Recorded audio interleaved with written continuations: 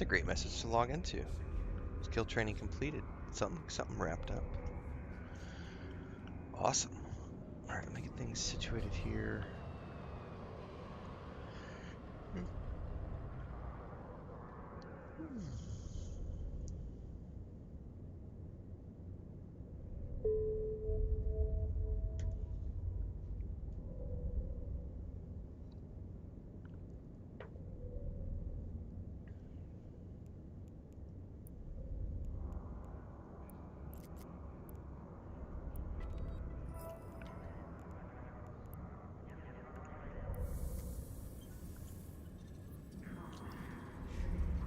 It is indeed morning, Napier.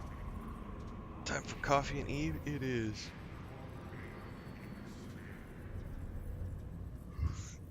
Rawr.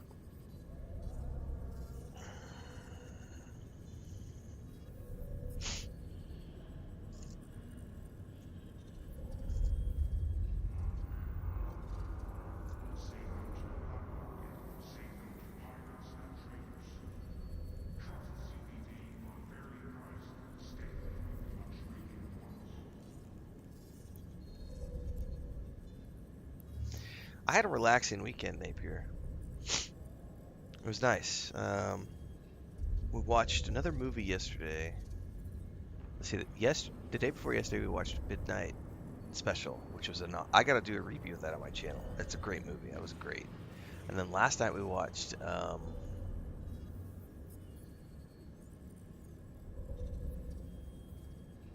Primal Fear. I was trying to remember the name in English because we watched it in Spanish last night. But it's called Primal Fear with Richard Gere, and I think it was Edward Norton's first big film role. Maybe his first role ever. I don't remember. But Primal Fear with Richard Gere and Edward Norton. And then our grandniece should be here today, which means back to the normal routine. She has been watching a lot of K-pop Demon Hunters because she's in love with Rumi and the songs, which I'm okay with. I actually like this. I like most of the songs from that. So I've been learning the Golden, I think, is the main one with her. I can't hit that range, but I've been learning the lyrics. I really wanted to watch Moana because I love Moana, but I'm gonna wait for the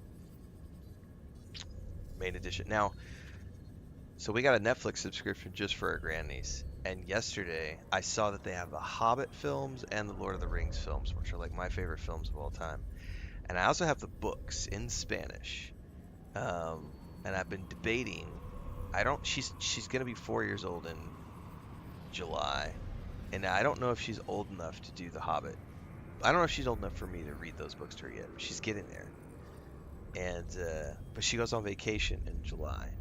So I told Chris what I want to try to do is I want to see if if she gets into the first Hobbit movie, like if we watch it on Netflix and she starts to get into it, then I might read her the books when she comes back from vacation. But I'm going to see if she likes the movies first. If she doesn't like the movies, there's no point. But I think today this afternoon, we're going to try to watch The Hobbit with her. Because it's got songs in it and little people with hairy feet and wizards, and she might like it. She might not. She might be like, no thanks. I have no idea. But we're going to find out today. Okay, I think what I want to do before anything is...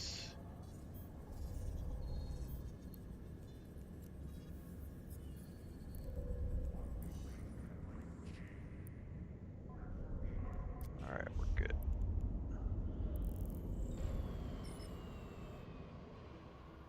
Actually, where am I at? Am I at the...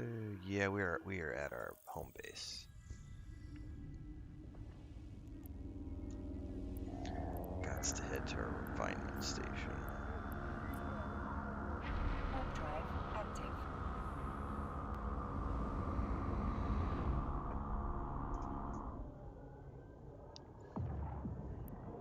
I also shed a bunch of dead weight this weekend off of social media, which I haven't done in a very long time.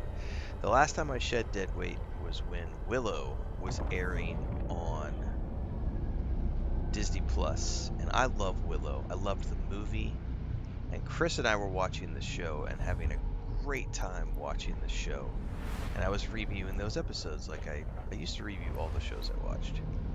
I'm going to be reviewing Silo when it comes back for season 3, which is this week, so stay tuned for that. Get me back into the habit. Anyway, when Willow was airing, um, it was just ridiculous the amount of Web hatred drive I got on my active. channel.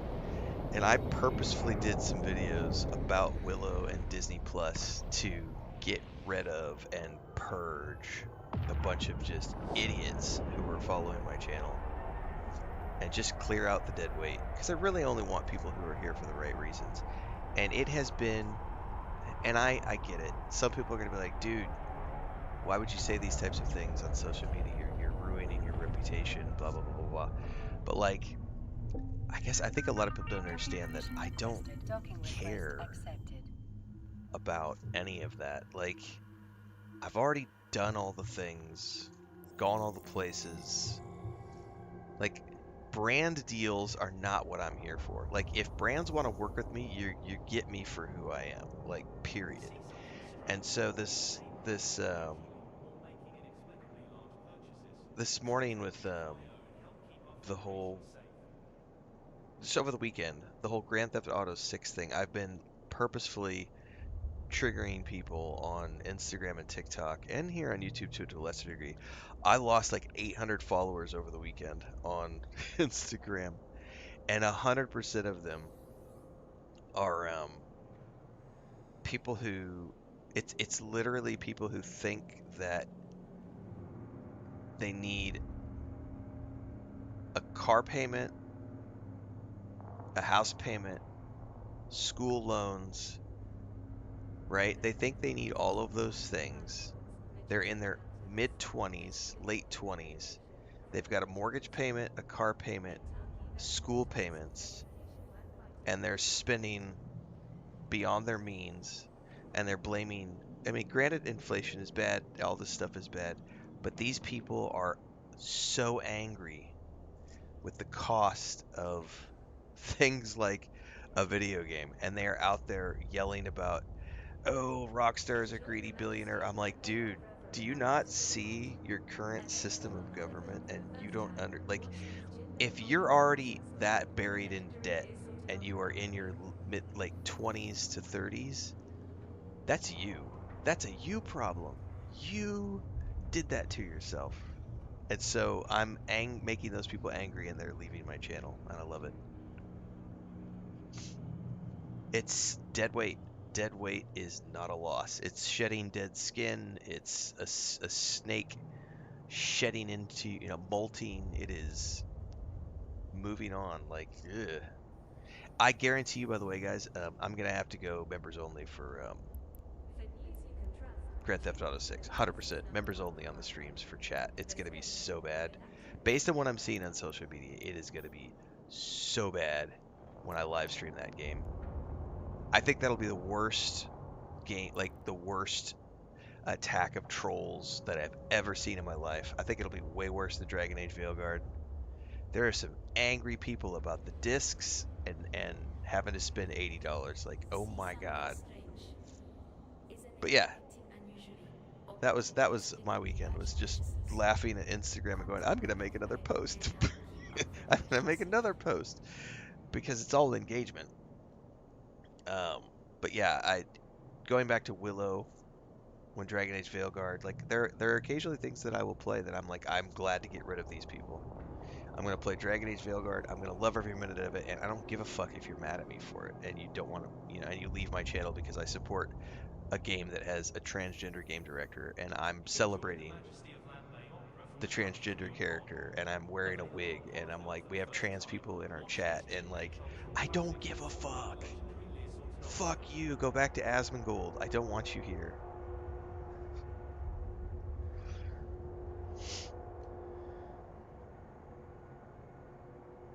Webclub says I saw a post saying that adjusting for inflation, the $80 price tag is the cheapest GT ever at launch. It's not. Yeah, I haven't done your rant yet, Napier, because I was waiting for the ad and I'm waiting to get into mining space. But you did claim a rant. I will be doing the rant. Give me a second.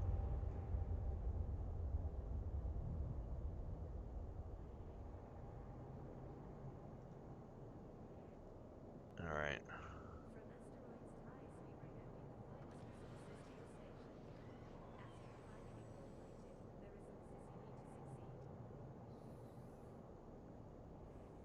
That's a really good rant, Napier. Hold tight. I'm gonna go get us mining in space so that I can just kick back and answer that while I'm mining. All right, I got my ship. I got my ship. Enjoy the majesty of Lombe Opera from the comfort of your pod. Available on Holophone for the first time. Watch these Gmail cultural classics performed by the legendary Lesotho Opera Company. It reminds me of that country song. I'll have to figure out an Evo Online, but you know that country song. I got my boots, I got my hat. I'm bringing country back, and I got to figure out a way to make that into an Evo Online thing. Don't worry, it'll happen. Uh, let's go to our asteroid belt 3 Warp because drive I need active. a pin.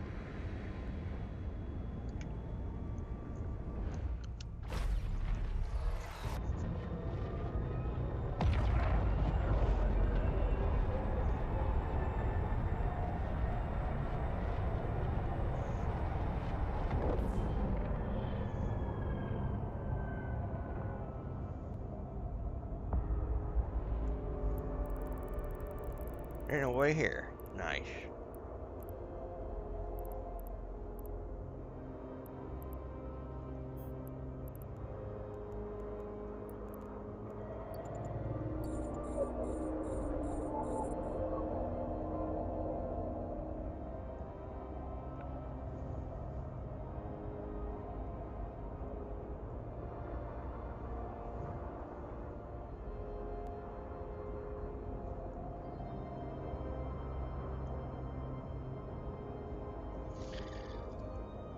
All right.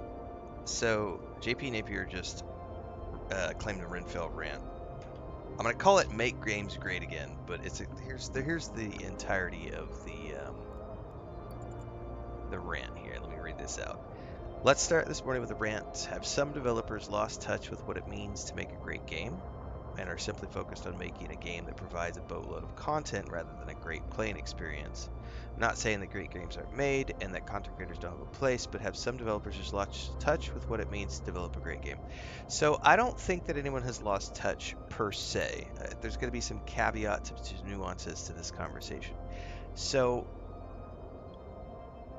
everybody who makes games is super passionate about making games. That's just fact.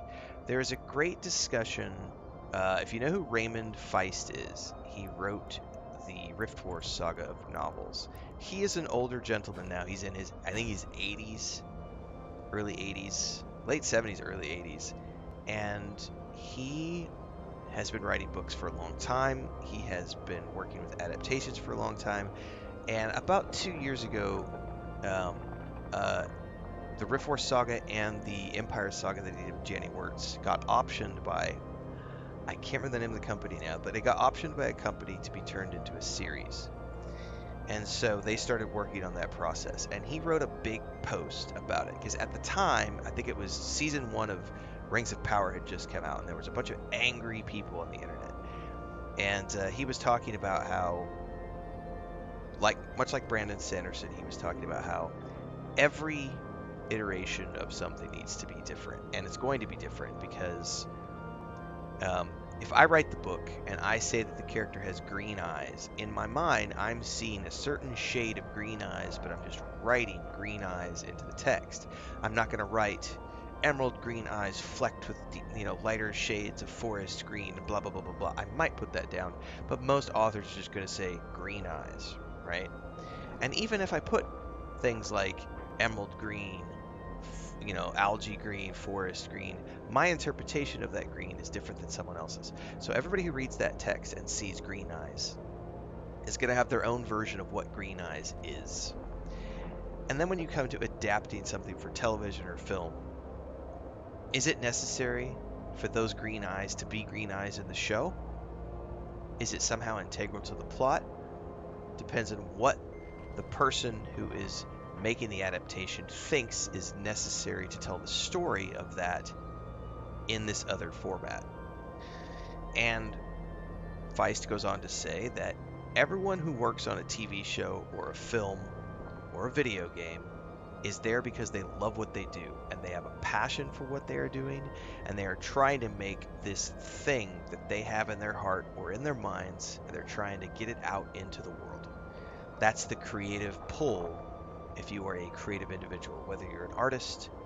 I should refrain from saying artist. If you're a painter, an illustrator, a writer, a musician, an actor, whatever art that you have in you that wants to come out, it's you're going to find a way to make that happen, and you're going to be extremely passionate about whatever it is that you're producing, whether it's an adaptation of someone else's work or your own original work. So the idea that game developers don't care is ludicrous. That's just not true. Game developers care. Game developers are there because they want to make games, and they want to make good games, because you don't want to poison your audience. If I'm in the restaurant business, the last thing I want to do is put poisoned food on the table. That would be stupid of me. I would kill my audience. They would never come back. And I don't want them to just come back for seconds. I want them to come back for thirds and fourths and fifths. So every game developer out there has an incentive to make a good game, because that's how you get repeat customers. Okay? No one wants to poison their audience. No one wants to make bad games. Now, there are also publishers, and this is no different than movie publishers and TV production facilities. And so look at what Peter Jackson had to go through to get his version of Lord of the Rings to the screen, right? 3 films, huge, extremely successful, probably the most successful fantasy film of all time, fantasy series of all time, Peter Jackson. And if you go look at his development history of bringing that game to life over the course of all the years that it took him to do that, if you go back to like the earliest iterations, he was being told to condense 3 books down into a single movie, right? Under Miramax, I believe it was. And he fought for that, and then it became a 2-film deal, and he kept fighting, and eventually he was given the leeway to do a 3-film series. But because of money, and you have publishers and or production facilities who are the ones fronting the cash for the productions. We're talking AAA here. We're not talking indie. But even most indie teams are funded from somewhere. Let's blood sweat project.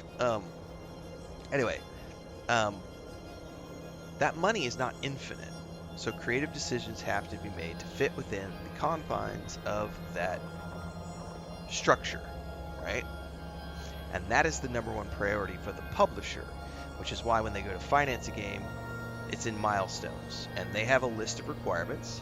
Amazon has a list of requirements, by the way, as does Netflix. If a filmmaker wants to produce a film or a movie for Netflix and or Amazon, there are requirements that they have to make if they want their film or their TV show to fit within that confines and get the money from that. So if I'm going to be working for Rockstar Games, because I know that's the popular company to hate on right now, or Bethesda, that's another company to hate on. If I'm working for one of those companies and they provide me with $150 million to make a game, I have a great idea for a game in my head, and I want to make this game, and I'm a super creative individual, and I'm super passionate, and I want to make a good game, right? Now, they have their own market research division, they have their own executive board, and they have their own KPIs and things that they need to hit, because they are a company that is probably going to be publicly traded, in which case they have investors that they are listening to. This creates an interesting situation where creative vision has to be neutered to meet the financial obligations to receive funding to make a game, right? I'm saying this is in a very general way because not all games are made this way. But this is a rambling discussion about the nuances and context of Napier's questions and the rant series here.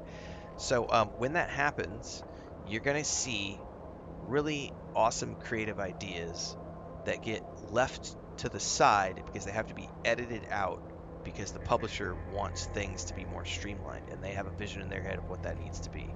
They're providing the money. I don't have a choice, right? That's how that works. Same thing, I've been a writer for many, many, many, many years. I've done lots of different things, but my main profession for a long time was as a writer. The editor always, 100%, is the one who holds all the power in that conversation. I'm the one with the idea. I may have pitched the idea or they may have come to me, but ultimately they pay the bills. So I can fight for my creative vision and I can say, well, I think that this needs to stay for these reasons, but ultimately it's not up to me. It's up to the editor. And you learn very early on as a writer that you just best not get attached to your babies because someone else is going to take those babies and go and throw them in the trash. It doesn't matter if you thought that plot line was important or that character was important. And maybe you'll win some battles, but more often than not, there's going to be reasons. And most of the time, the editor is going to be right. Trust me on this. Most of the time, the editor is going to be right on why those things need to go. That's why they're an editor and you're not, right? So we've established that game companies are made by people, are made up of people who want to make good games all the time, regardless of what the material is. And we also have the corporate entity. Now, many times the corporate entity is made up of people who built their reputation and their business within the gaming industry. Those people are traditionally going to help foster the best creative environments possible because it's creatives with creatives, right? Doesn't matter if it's indie or AAA. If the AAA is made up of, creatives, that usually works pretty well. Not always, right? Now, the issue you also have is there are big companies who they are not always filled with gamers in the C-suite of executives or the people making decisions at the top. Why? Because certain companies get to a size where there are so many billions of dollars involved. Uh, Activision Blizzard was a good example of this with Bobby Kotick, right?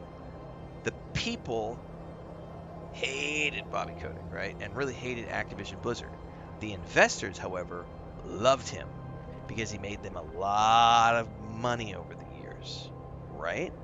This is a whole messed up part of capitalism and why I'm in the same boat. I don't think C-level executives need to be making tens of millions of dollars per year while the average person only makes 60 grand. I don't think that that's fair. It's totally out of whack. It's a bad system. It really only exists in the United States. It definitely needs to go away. Don't disagree with any of that. But big companies like Activision Blizzard, like Rockstar, like etc., may often have non-gaming people in positions of power who are making financial decisions for the company because at the end of the day, the people who own the company are investors, not gamers. So their priority is money, not creative shit. Okay? So here's now I'm saying all that in an educational sense because now we're going to get to the heart of the matter, right? In the beginning, in the 90s, before gaming became a thing, investors didn't give a shit about gaming. Video game was a thing that only nerds did. Remember the nerds at school? Like if you grew up in my generation, I think I was the last generation where nerds could, still be considered picked on. Like if you were a nerd at school in the 90s, you still got picked on. Like you were a nerd. Like no one fucking reads comic books, fantasy novels, you fucking nerd. Like go play basketball, play football, get your dick sucked. You know what I mean? Chess club is for losers. Strategy games, dude, you fucking virgin. Like that was the because by the time you got to the cell phone generation, which is Gen Alpha, Gen Z, by the time you got to Generation Z and Gen Alpha, like that kind of has gone away and everybody embraces nerd now. Critical Role is a thing. Everybody has a video game console.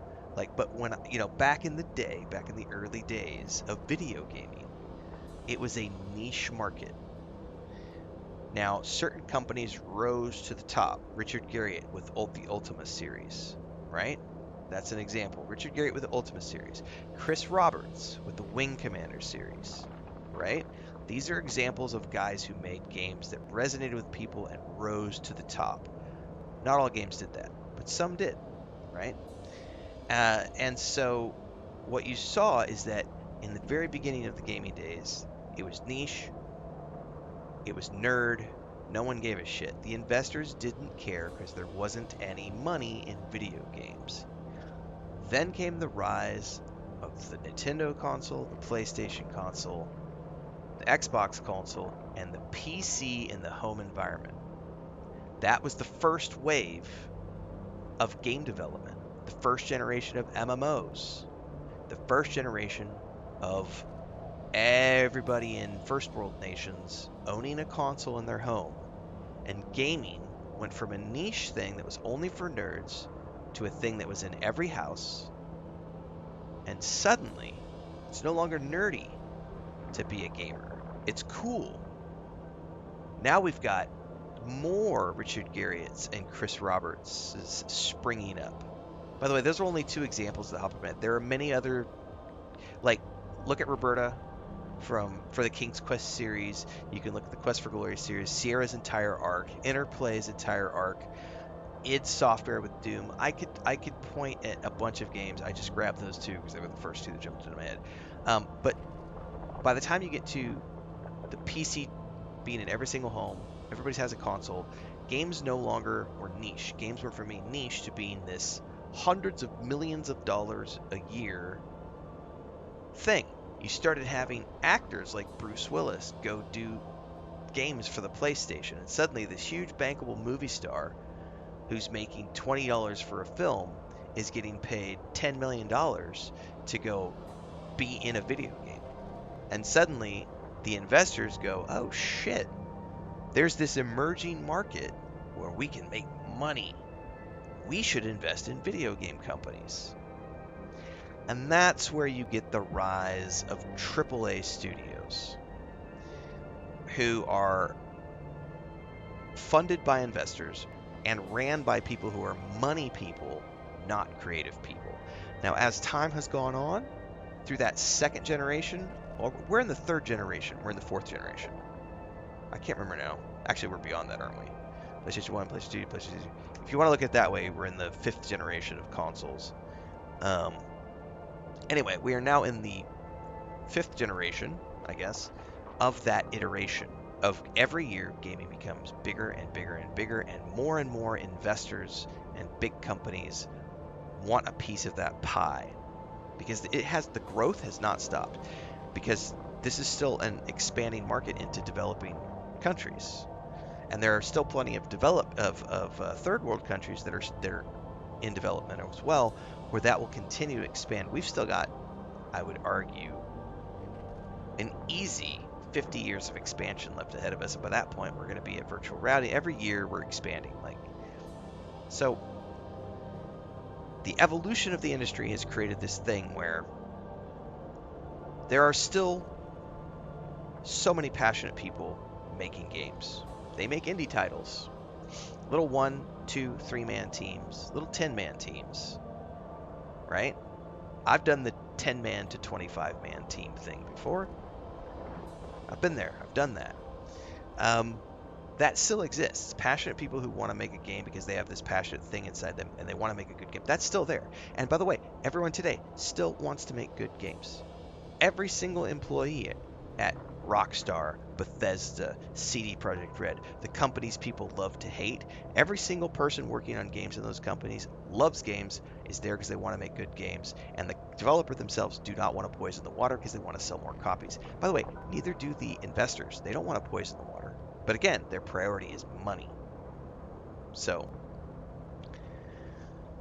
what you have now is that instead of being niche, it is internationally, I believe it's almost the biggest form of entertainment next to like the movie industry and the movie and music industries, right?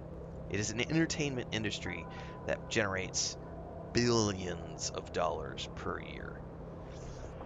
And if a AAA company is the one funding the project, that project is going to be streamlined for commercial success, not for creative success. If a company is building a game independently, and these are broad terms, they are making a game for creative reasons and hoping for commercial success. But the problem with that end of the spectrum is that just because something is super creative and fun doesn't mean it's going to be commercially successful. Because A, there are so many creative things that get released every single month on Steam and GOG and Epic Game Store and PlayStation and Xbox, but also, um, what Halo campaign are you talking about, Ali? Sorry, what Halo campaign? Anyway, um, you have all of those people, and that's all happening on Steam and everything else. Um, no one has the time to play all the games. It's not possible. Even for someone like me, I can't play all the games, which means all of these really creative, super fun projects that 5 or 10 or 3 people put their heart and passion into over 3 years, it's going to get lost in the weeds because there are so many games coming out, on top of which they don't have marketing budgets, but the AAA companies do. So what do we see the most marketing of? AAA games. Are AAA games always going to be the most creative games that you can play? Nope. Are they bad games? Nope. But what do we see the most of when it comes to marketing and videos and everything else? AAA. Marketing costs money. So, and the campaign of like save indies, only buy indie, um, no, that's not going to solve anything. That's like the whole recycling thing. Like, I'm going to recycle and help save the planet. Are you? With your 7 like cans per week, you know, your 3 plastic bottles. The moment a billionaire steps on a private jet and flies across the world to go to a conference or his private yacht or his vacation home or to see his mistress, or just because he's bored and he wants to go get a fucking hamburger in London and he lives in New York. Every time a billionaire does that, it offsets any reasonable impact that millions of human beings could make by recycling. You know what I mean? Like, so that's the kind of thing I look at. It's like, I'm gonna only buy indie. Well, then you're gonna miss out on a ton of really good AAA games as well. Um, because there are some really good games. Because again, those games are made by passionate people. Are they always going to be as creative as other projects? No. Doesn't mean they're bad. Are they worth playing? I do. But it always comes back to if you are a normal person, you have zero reasons to be buying a game on day one when it costs $80 or $120. Kick the FOMO out, get control of your mental health and your mental fortitude, right? You don't need a brand new video game every fucking month just because it's new. You can wait for things to come on sale and spend $20 or $10. I bought The Witcher 3 Super Expansive Edition on 2 different systems, my PlayStation and my Xbox. I got the complete edition of The Witcher 3 for under $5 for both of those systems. The base game plus 2 expansions. It's not rocket science to save your money and buy cheap. Um, and if you want to support indie, that's great. But you also have to understand that you can't put the same expectations on indie companies and indie games that you can on AAA. When you play an indie game, you're going to be playing something that's janky, buggy, lacks polish, and lacks the budget for a proper QA testing team and a proper mass test to make sure that everything works perfectly. So when you play indie, you accept that there's going to be things like the controller support's not going to be so good, the frame rates are going to be kind of shit. Here's the problem. You've got your big streamers who won't accept that because they don't understand the difference between an indie and a AAA, and they will apply the label of every game needs to be as polished as a AAA game, otherwise I'm going to rip it to shreds on social media. And so they go play the indie games, and then they shit all over it on social media. Um, Not because it's a bad game, but because it doesn't have the AAA polish that they expect.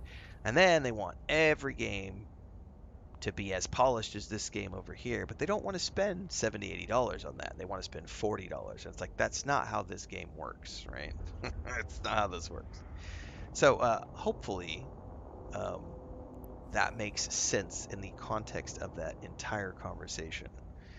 Um, Everyone who makes games is there for the reasons, the right reasons. They want to make good games. They want to make fun games. No one wants to poison the water because they want to have repeat clients. Even AAA companies are trying to produce good games because they want them to sell more copies for their investors. But there's too many indie games coming out. You can't possibly play them all. Sometimes AAA companies are ran by people who don't have any interest in games and only in money, which can lead to creative decisions being made that cut really cool creative content out of AAA games, which may make them feel like Marvel movies, if that makes sense. The Marvel movie experience is a very popcorn. We know exactly what it's going to be. We know exactly what a Marvel movie is going to feel like, the way the plot line's going to go, all the major points they're going to hit. You can predict what a Marvel movie is going to be. Is it a bad thing? No, I like my comic book movies. But there's a big difference between watching something like that and then going and watching something like Memento, right? Which if you've never seen, you should go see. It's an older film. It's the first film that Chris Nolan did. It's called Memento, right? Um, I would look at Requiem for a Dream by Darren Aronofsky. There's a big difference between a film like Requiem for a Dream and a Marvel movie, right? Completely different things, both films. And the reason is because that's an independently directed and financed film where the director could make creative decisions that would not fly in a Marvel movie, right? Anyway, great discussion. Uh, Good games get made all the time. And I don't think that anybody, like Feist says, no one sets out to make a bad game. Not even the AAA company with all the money and the guy at the top who's not a gamer. He is not trying to make a bad game. He is trying to make a game that sells more copies to make his investors happy. So it's ludicrous when people say that like Rockstar is trying is they're shitting on their fans. No, they're not. They made a business decision based on data. The data shows that no one buys physical discs anymore.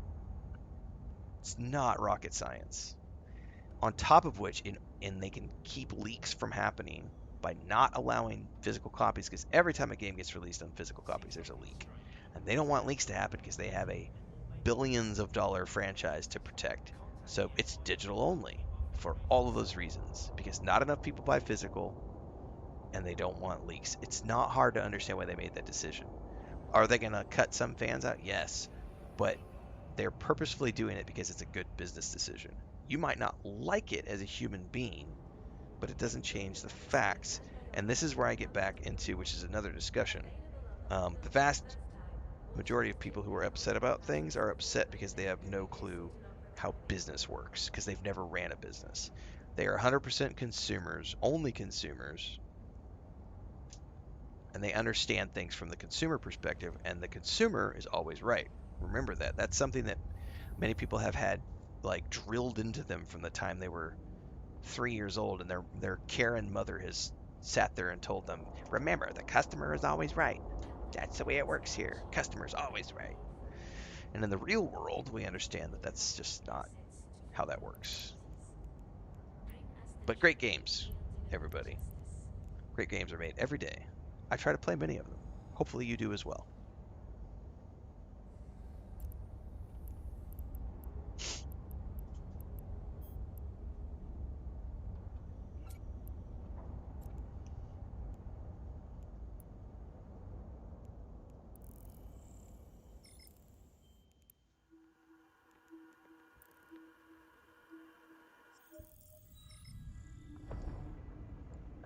No, we got a month to go, Allie, and I'm gonna pay for the Head Start access on that for sure.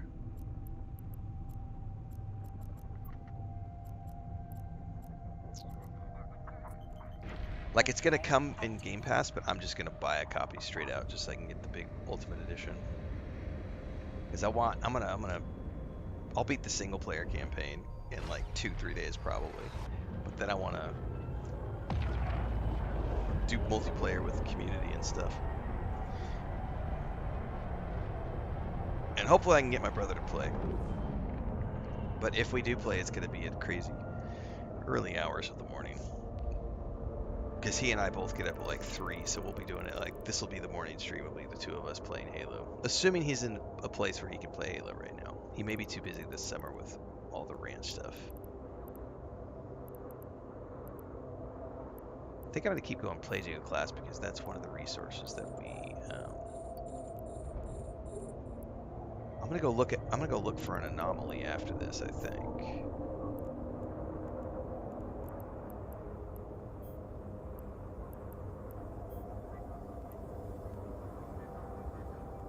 See if we can't find some more Kernite and that other one. I forget what it's called. Because it was giving us ISO, whatever I forget the name of it now. Oh, I forgot to launch my drones, by the way.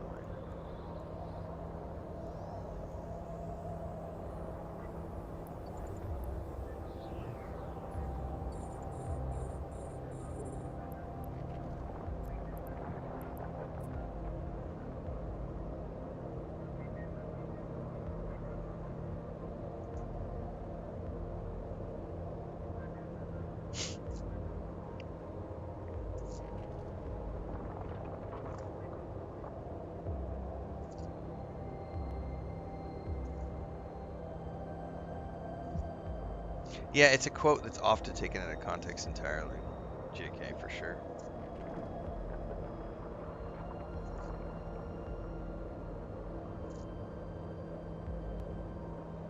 I've told the story many times about my first times traveling in Europe. I found out that the customer is always right only applies in the US. There's no such thing as the customer is always right anywhere else I've ever traveled or lived.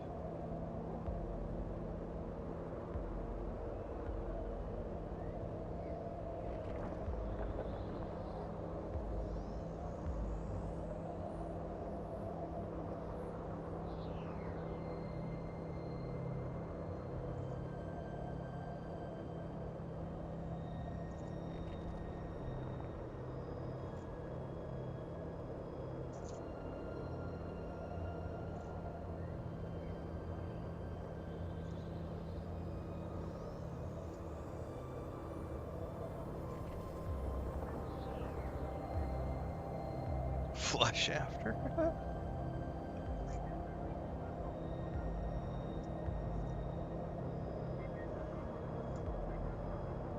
I'll tell you another game I know for a fact is going to be divisive when it comes out. Is going to be the Elder Scrolls 6. Because no matter what Bethesda does with the Elder Scrolls 6, there's going to be angry people, no matter what they do. Because there are people who have made an entire career now out of hating on Bethesda, and that's all they do. And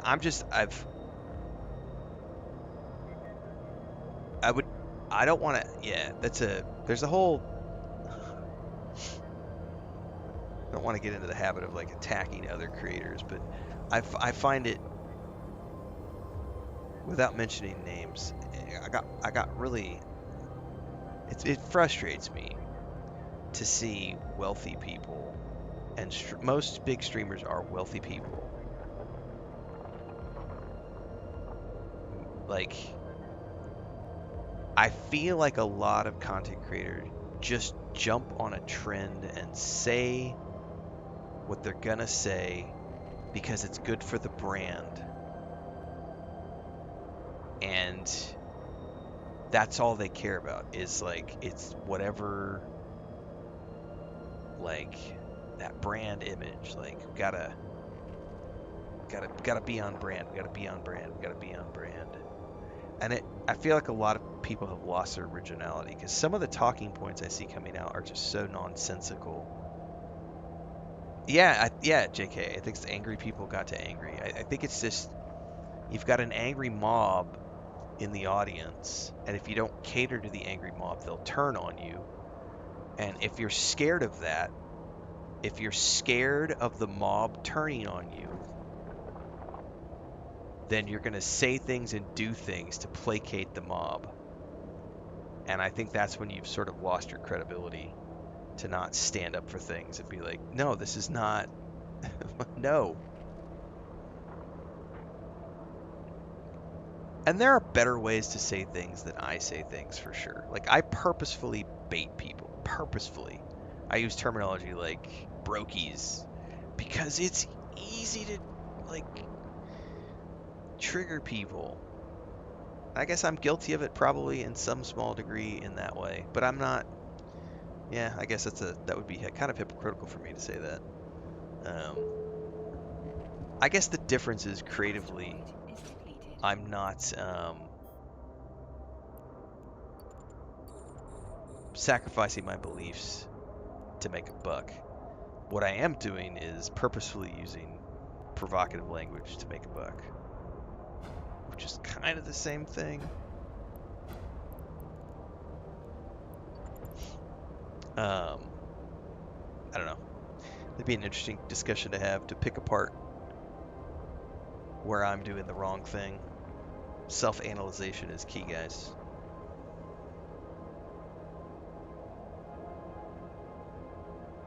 But I think there's been a hard pill for me to swallow recently, seeing big content creators who have like 10,000, 15,000 viewers, and they have like subscription tiers on their Patreon, and they have emotes locked behind subscription tiers on Twitch, and they have badges locked behind memberships, which I do, by the way, on YouTube, right? And it's like they'll sit there and yell about how Rockstar shouldn't put things behind a paywall, and I'm like, you have things behind a paywall. What?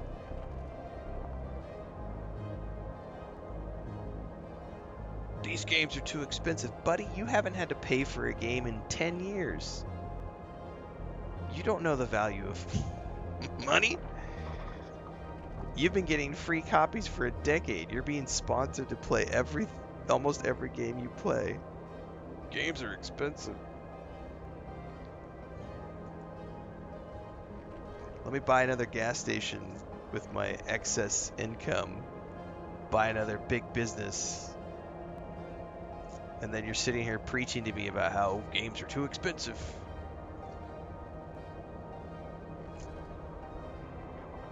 Right, JK. I can tell you a good example of this.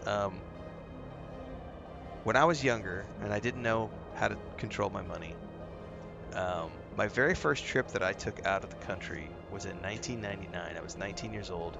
My uncle, who was a year older than me, was in London on a school transfer trip, and he's like, "You should come out here for a couple of weeks." And I was in between projects, and I was like, "I'm gonna go to London." I'd never been out of the country, so I was like, "I'm gonna go on this trip."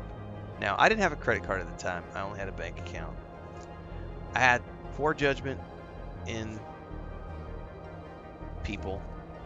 I'd been kicked out when I was 15, so I'm 19 at this point, living on my own, paying rent. I had poor choice in friends. So I leave this guy to watch my apartment, and I'm like, the rent's already paid. Here's a rent check. Make sure to give this to the and this is the stupid me, because adult me would have just done different things differently.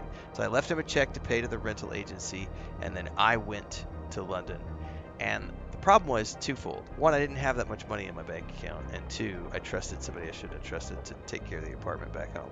So while I was there, I overspent because I was young and stupid and didn't know how to control my money, and ended up overdrawing on my bank account, which was really fun to have at 19 years old. Come back, bank's like, dude, you owe us like $250, and I'm like, oh shit, I guess I'm over on my debit card. So had to pay the bank back.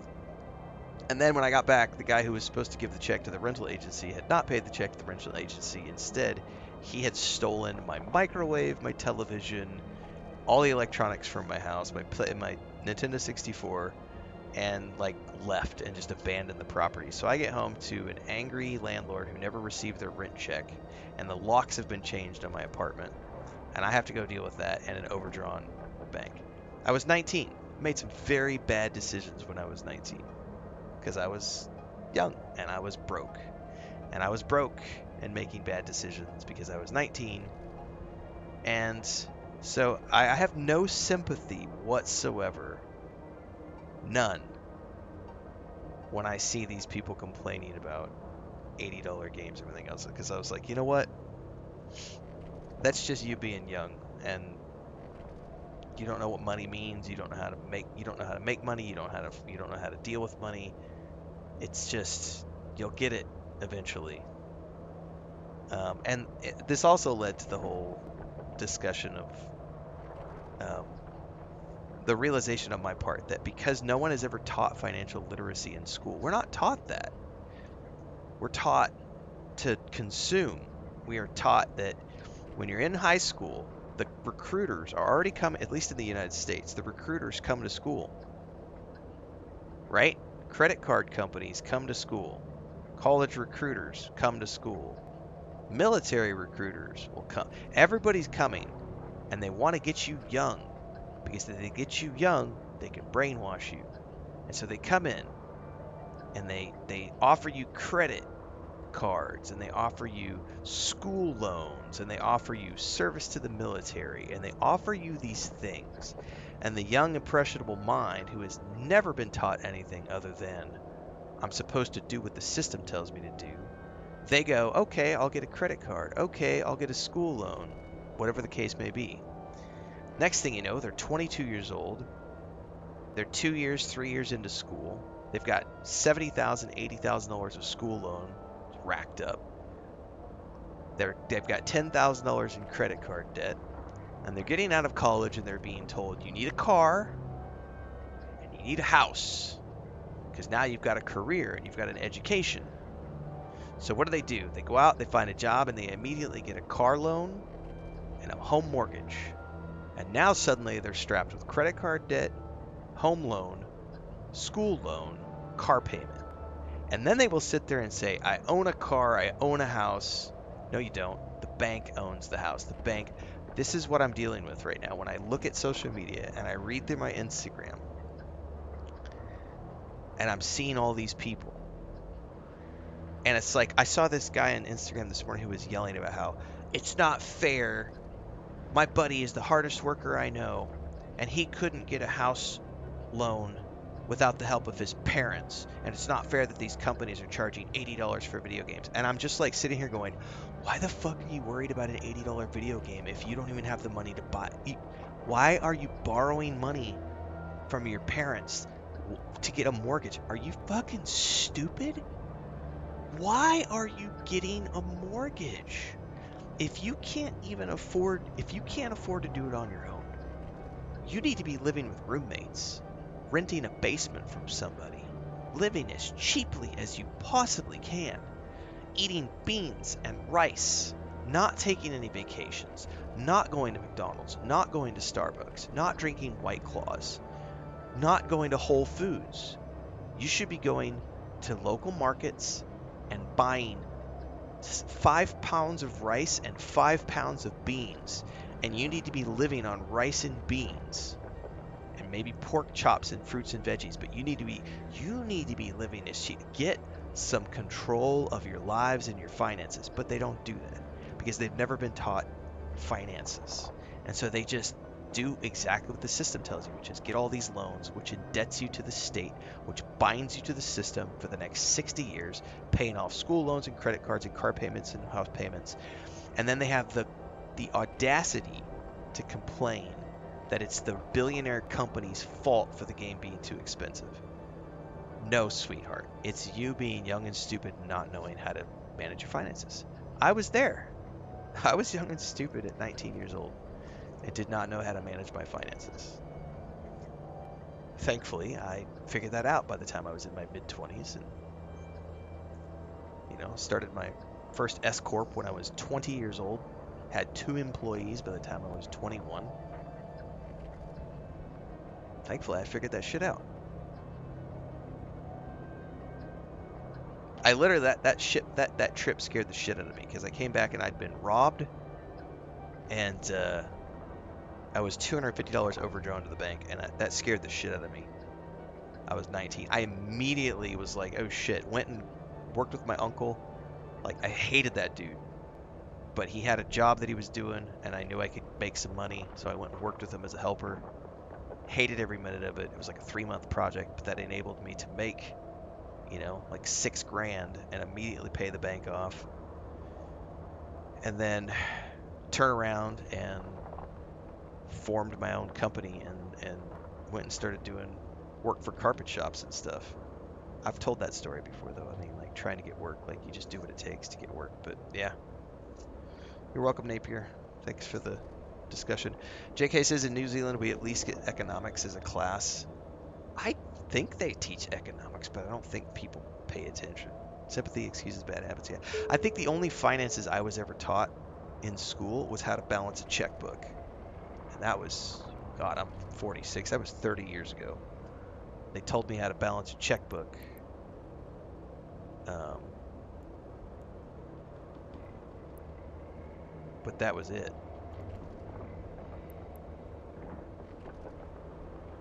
How do I get them? Will they not come back? Return to drone bay. Hit the wrong one. There you go. Hey, I said return in orbit.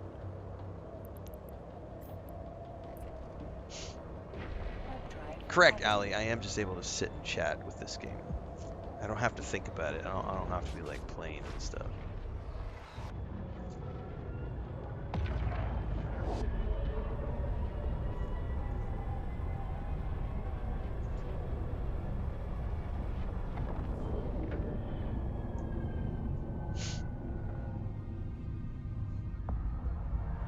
Docking permission requested. Docking request accepted.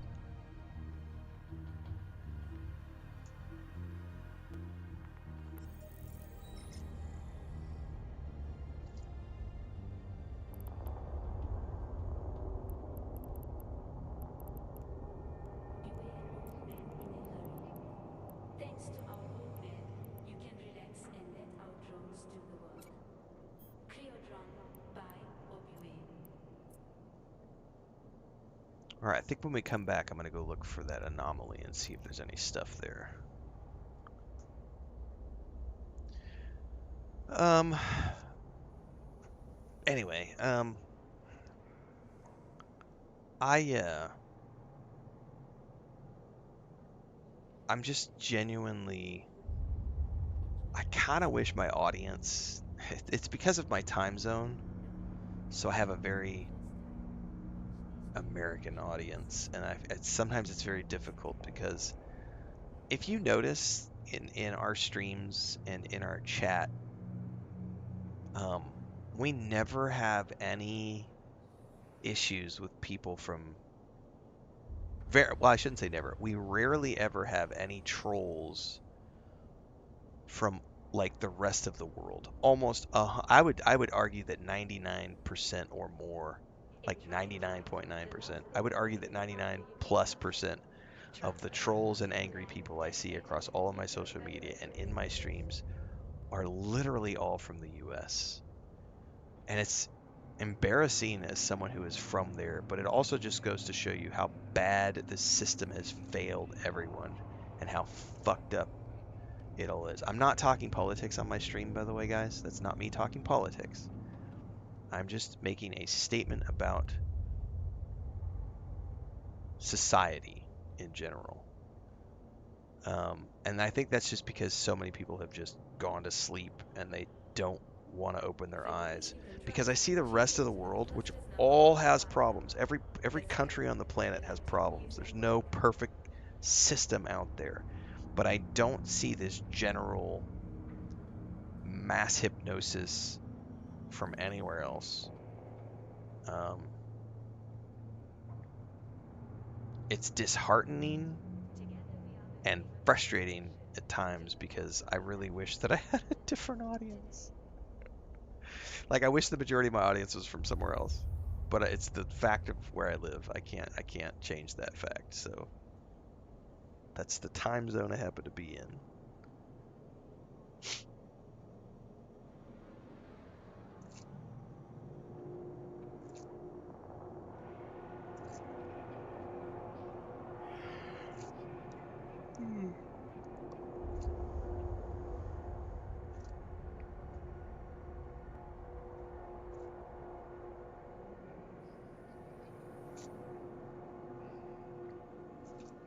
If I could turn off all of my social media today and not use it for work, I would do it in a heartbeat. I would literally just show up on streams and just hang out and just not worry about it.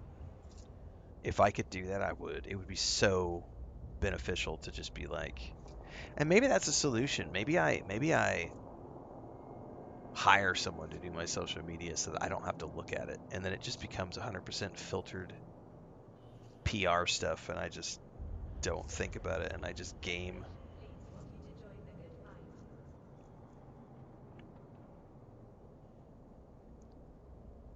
Do you imagine how nasty the job of being a moderator is on like Facebook and Instagram and TikTok? All the shit you have to wade through. Good morning, Droid.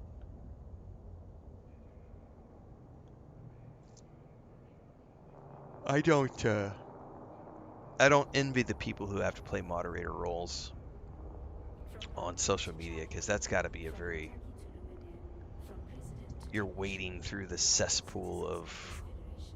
humanity at that Support point. your fellow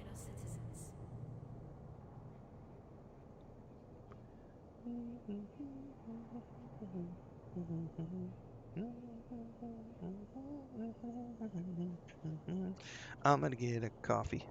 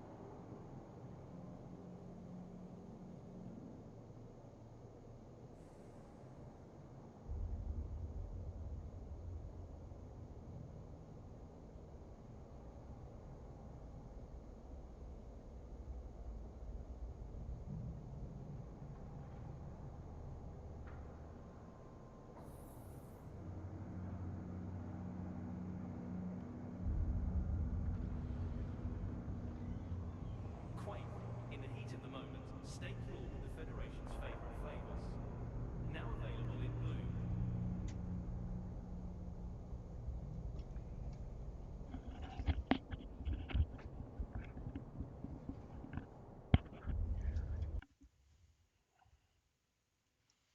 All right. Let's see if it's back up yet. It might not be. Did I really lose connection the moment I walked away? Oh, you meant in game. I was like thinking the stream, and I was like, wait, what?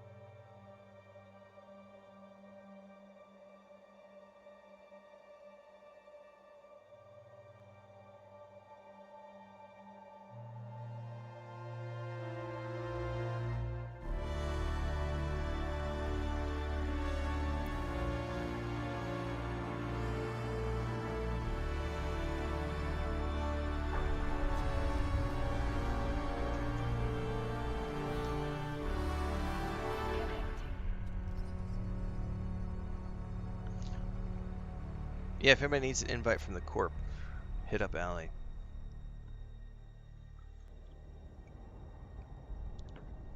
Alright, I'm gonna go check that anomaly. For news you can trust, tune into the cluster's #1 provider.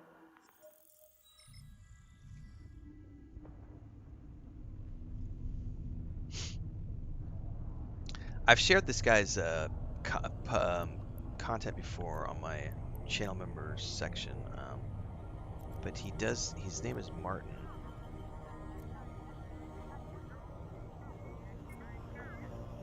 and he bought property in the Italian Alps for like 30,000 euro, and he's just spent the last few years building the property up by himself and with the help of some friends from time to time. And he was a photographer and videographer beforehand, and his channel has like 300,000 subscribers now, and I've just watched it grow from the beginning. And I came across it like a year in, and it was already pretty big, and it's just like doubled in size at this point. A rare ore has appeared out of the abyss beyond this gate. Mine it all before it disappears. Any ore from the site can be sold to the Federation. Clear it up before anyone gets a payout. That sounds risky. Are we gonna do it anyway? I don't know. I'm gonna go pop my head in and see what I can see.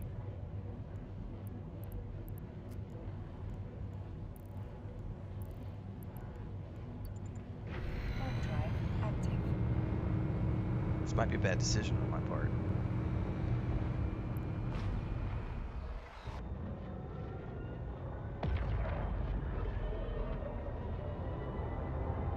Corrupted cutters. There's nobody here, and there's a bunch of shit on track that wants to kill me. Yeah, we're getting out of here. Oh, they webified me immediately. Oh no, I think I got away. I got away, motherfuckers. That's funny as shit. As soon as I saw all the red, I was like, yeah, I'm bugging out. Dude, they totally tried to webify me though. I don't know if you like that was. I think that was the icon for that. What's up, Studman? All right, we're not going there. We're just gonna go mine safe stuff. I do want to find though. Hang on. Let me. I do want to check some stuff. I don't want to dock. Stop. Undo. Can I just stop the ship? No. I do want to go check some other anomaly sites. I'd like to find some more kunite or kernite or whatever it was called, and the other thing. So I would like to check some, but I gotta go find some that are safe first.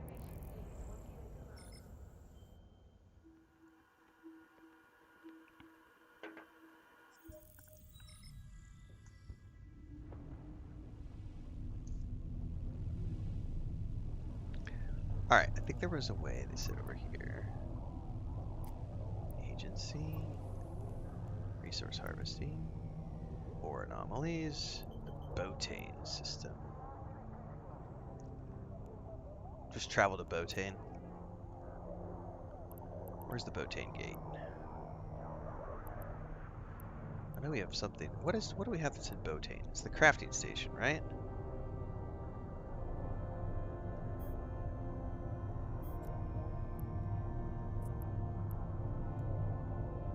Yeah, the crafting station's in Botane.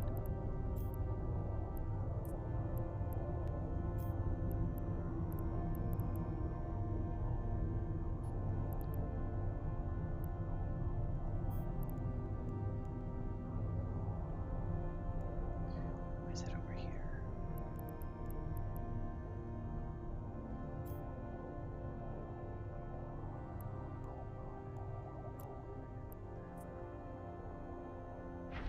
Drive active.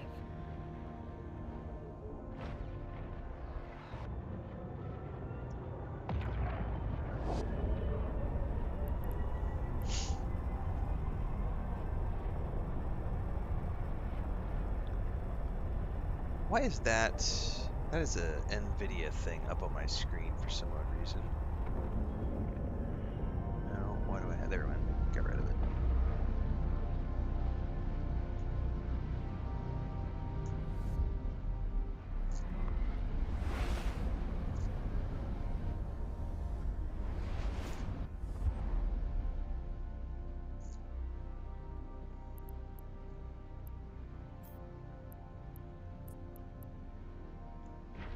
drive active.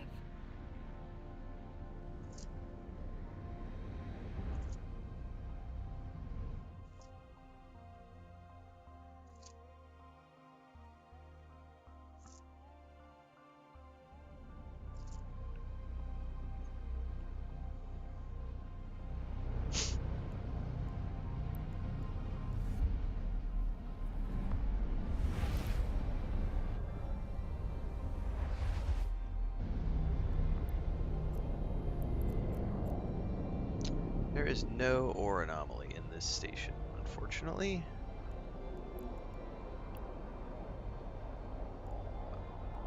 Ore anomalies. It says there's one. It's an unknown. So if it's an unknown ore anomaly, can I still warp to it, or do I have to scan it down first?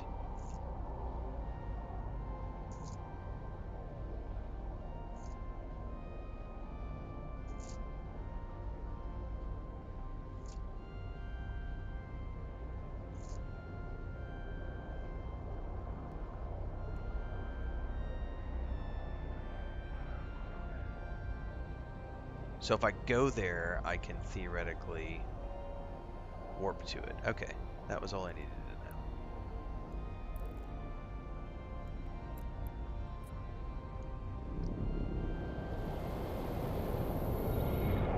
Perfect, thank you. All right, well, we're gonna go in that direction.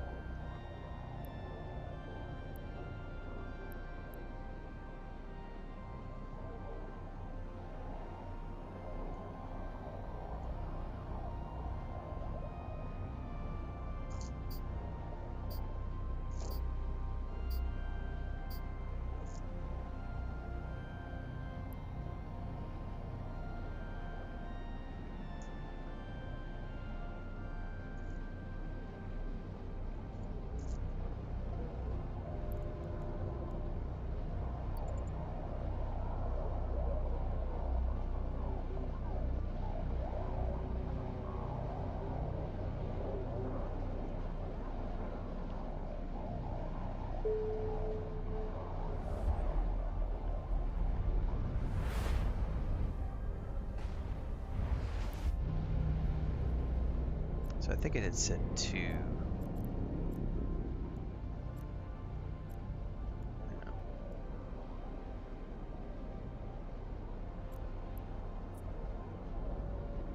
Warp drive active.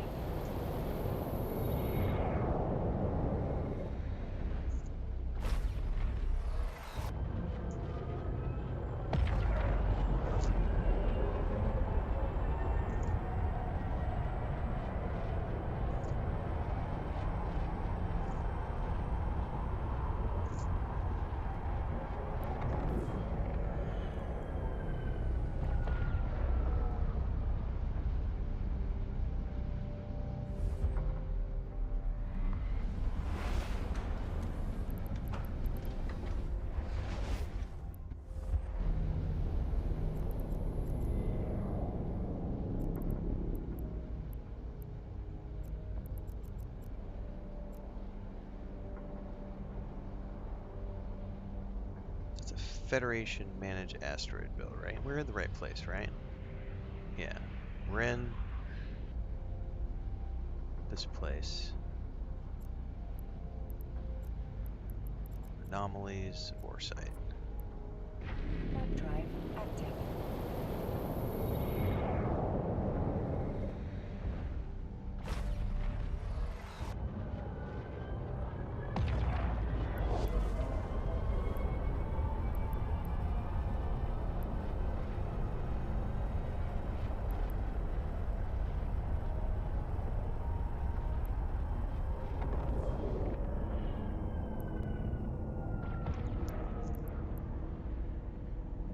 We're going through an acceleration gate.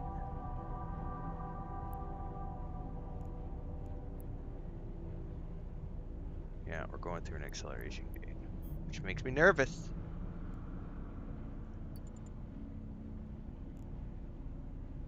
Oh, this site is restricted to certain ship types. Your Pioneer will not be able to access it. You must use one of the following types of ship.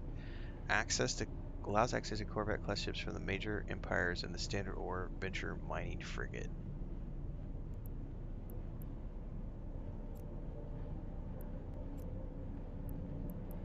Ah, what the hell?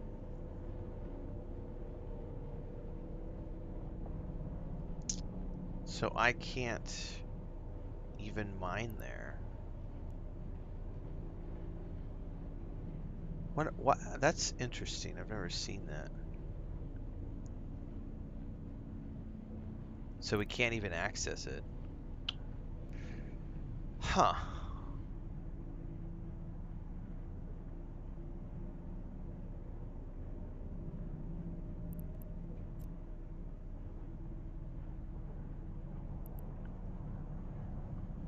That's a mining area designed for new players. Okay.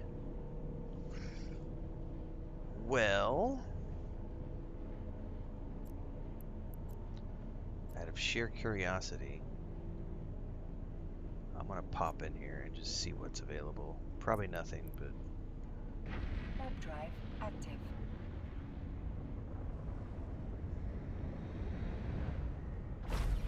I don't want to go too far afield. I just was trying to find out. By the way, am I able to trigger the fleet warp thing, Allie? Sorry, I didn't know if I think you were following me. And I don't know if there's a way for me to like bring you with me, or if only the leader is able to do that. In which case, we should probably coordinate on Discord. I may go off and get myself in trouble. Depletion status largely untouched. What's here? Just feldspar, I would imagine. Yeah, fuck it, I'm here. Let's just get some. We'll load up before I go back. On the scored at grade 3. Can I even do grade 3? What does that mean?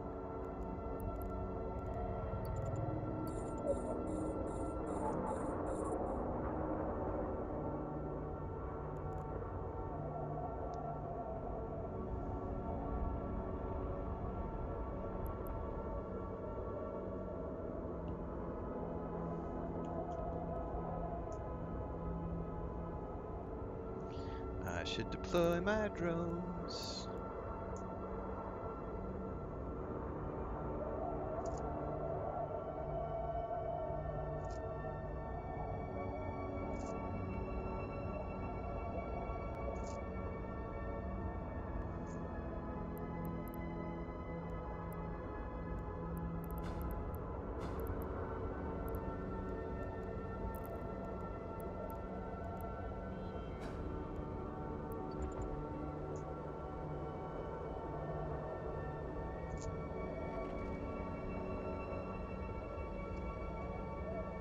There's another fucking mosquito in here.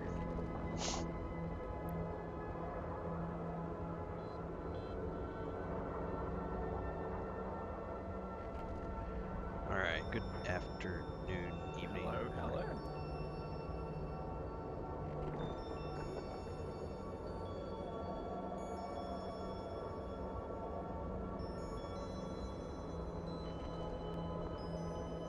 Can you hear me alright? Yeah, I may need to turn the game volume down a little bit, but yeah. Okay. No. Yeah, so you should be able to issue fleet warps. It would depend on what squad or wing you're in. What let's see channel if do you do there's that from? Do you do it from like the fleet panel the thing that we fleet get? UI, yeah. I it's, gotta bring that up. I closed it down. Yeah, that's fine.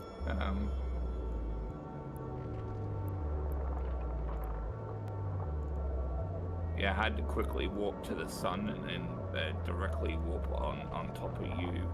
Because I don't know why, but when I warped to you before, it put me so far out for them damn asteroid belt, and it would have taken forever to get there.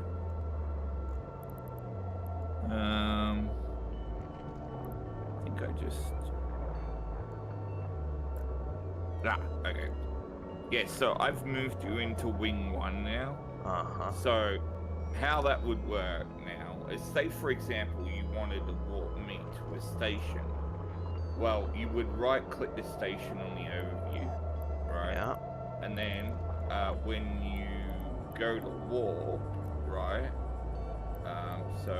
Warp wing. there should, yeah, so a warp fleet point or warp fleet point to within a set value. Okay, so it's you just warp the wing to or just warp to within 10 meters, right? Yeah. Okay. Yeah. Okay. Yeah. It's good to know how that works. I'll let you do that for a bit until you feel comfortable with how it works. Yeah, Oh, that only appears to be. Okie dokie. I gotta turn the in-game volume down. Score die, I guess, is useful enough. I'll mind that. At least that will give us some pyrite. So. Yeah, I was trying to basically go find an anomaly because that way we can get kernite and the other thing we need for the isogens or whatever it is. Yeah, I mean there's one. Hang on, so let's see. There's an unknown or anomaly 2 jumps from here in a system called Trouser. What a weird ass name. Let me just check on the map using the filter though if there's been any killing activity recently.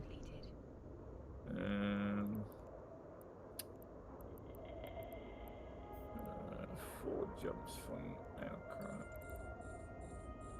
Oh no, it's actually pretty quiet there. No deaths within the last hour recorded. Alright. I mean, we could try that one if you wanted. Alright,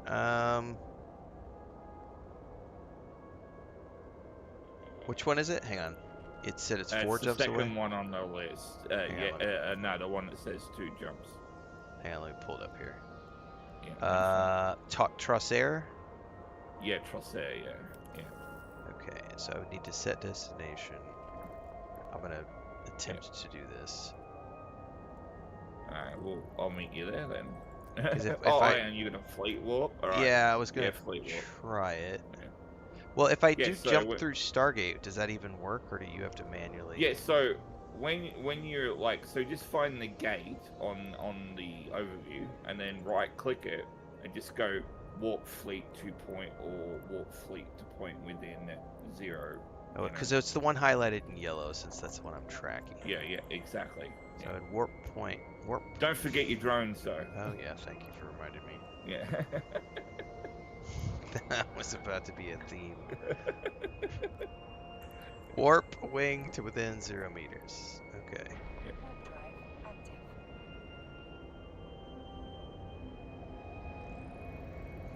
Oh, okay. I'm not in the wing. That's why. Oh.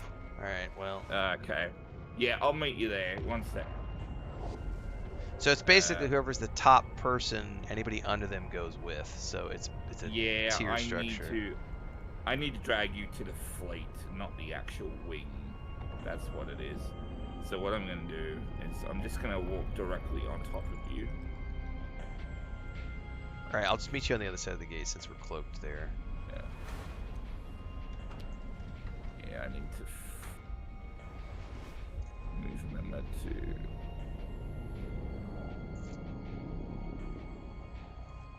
Oh, okay. So, yeah, all right. And okay, what I'm thinking.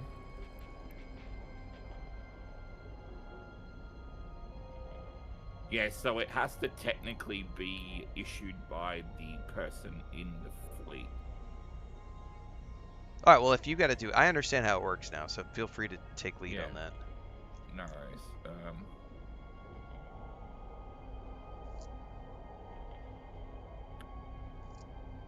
Yeah, I will once I get through the gate. It pulled me out a little short by a meter or 2. I'm still cloaked, so I think I'm okay for the moment. Yeah, you're fine. Yeah. How long does cloaking last for? Until you move, or is there a set time on it? There is a set timer, but I think it's like around 30 seconds to 60 seconds, thereabout. All right, yeah, I think it's about 60 because I just decloaked. Yeah. All right, so shit, did I set the? All right, hold out. One sec. I thought I thought I set the damn point.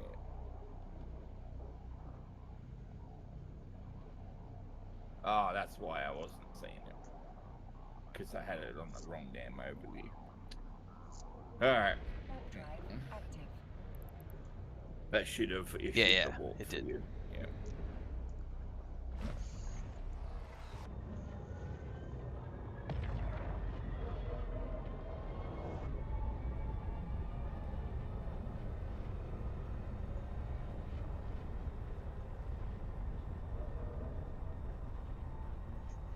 Now, I'm assuming for the other, like the tier 2 and other ores, we would probably want to wait until we have other Yes. players to go with us. Yes, correct. Yeah. And then what we could do is actually do a proper industrial fleet where I bring in an Orca, which is a command, like industrial command ship that can apply buffs to the entire fleet while they're mining.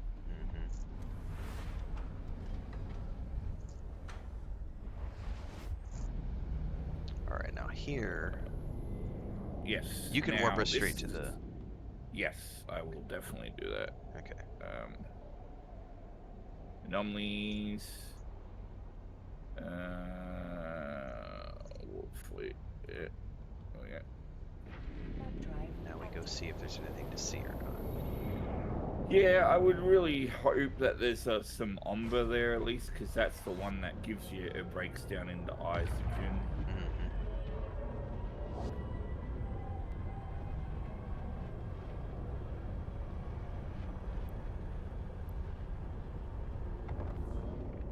Hopefully this isn't one of those damn ones for the newbies again. It's for the fucking newbies. Yeah, I'd say it's because it's got an acceleration gate. Yeah.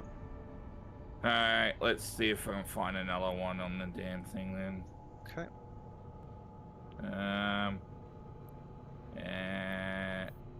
Well, let me see. I want to just quickly check the activity in that system. Oh yeah, it's dead quiet there. Alright, I'll warp us. Yep. Warp drive active. Yeah, doing it this way too keeps it nice and simple for you too. You don't have to think about, oh shit, I gotta go through this gate, this gate. Just my drones. Yeah, basically.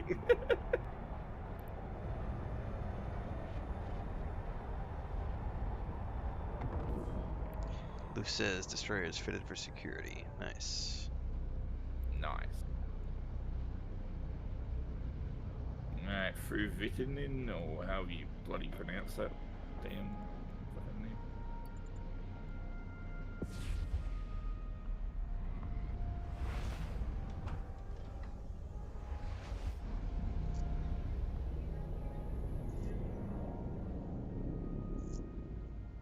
Warp drive active. Yeah, now the good thing about these few systems that we're checking, they're within the proximity of our home system, so we don't have to go too far away. Yeah, like 3 to 5 jumps or so. Yeah.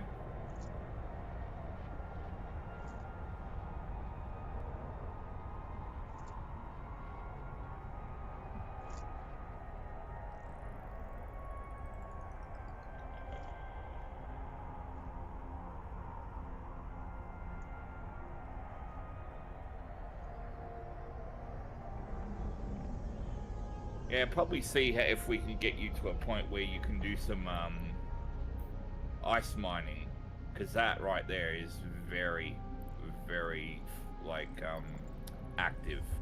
Like that's what a lot of the miners prioritize, because it just makes so much money. I wonder, I'm trying to think if there's ice mining lasers that can be fitted to a fucking what's the name? Yeah, that Pioneer you got. Warp drive active. I'll have to look into it.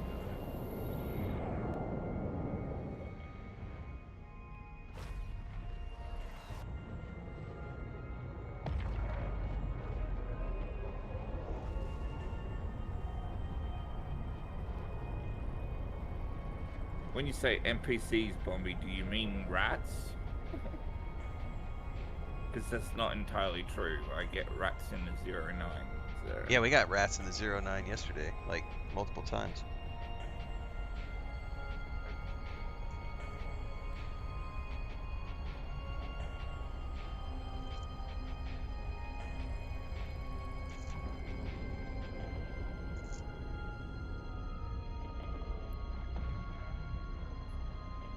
Alright, through the Chelan gate we go.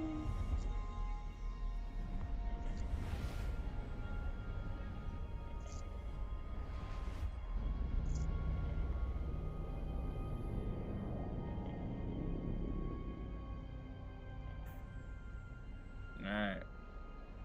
One more gate and we're there. Warp drive active. You know, you add an I after the L in that next system's name, and that's my name.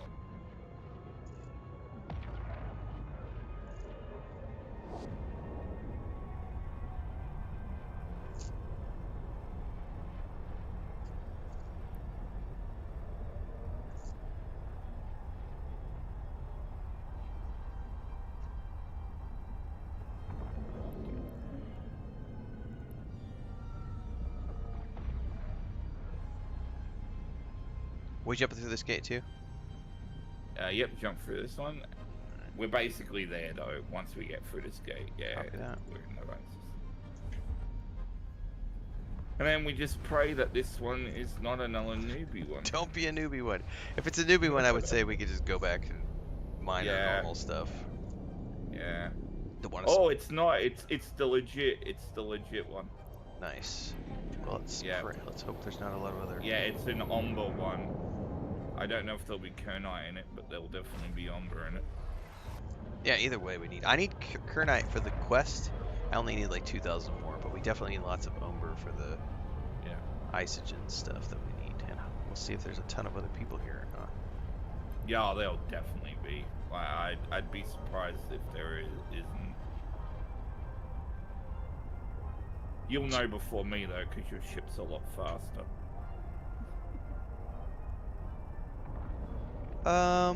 There's one person. Wow, I'm actually shocked. But they've mined most of it. It's pretty dead. Yeah, they've probably been there for quite a while.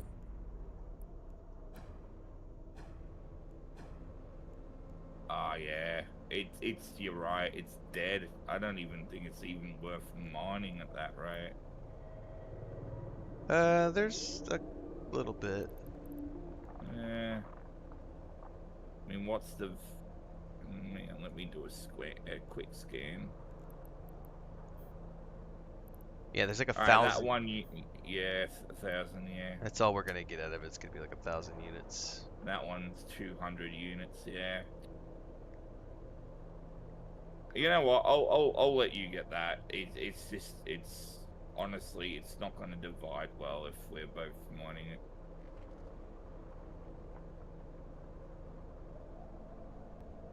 And that person just depleted it. Yeah. All right, let me recall my drones. Yeah. Good to go. Rip Van Winkle. Alright. Serenello. Yeah, unfortunately the other ones are all very low security status. Alright, guess back to the home system then. Yeah. Okay.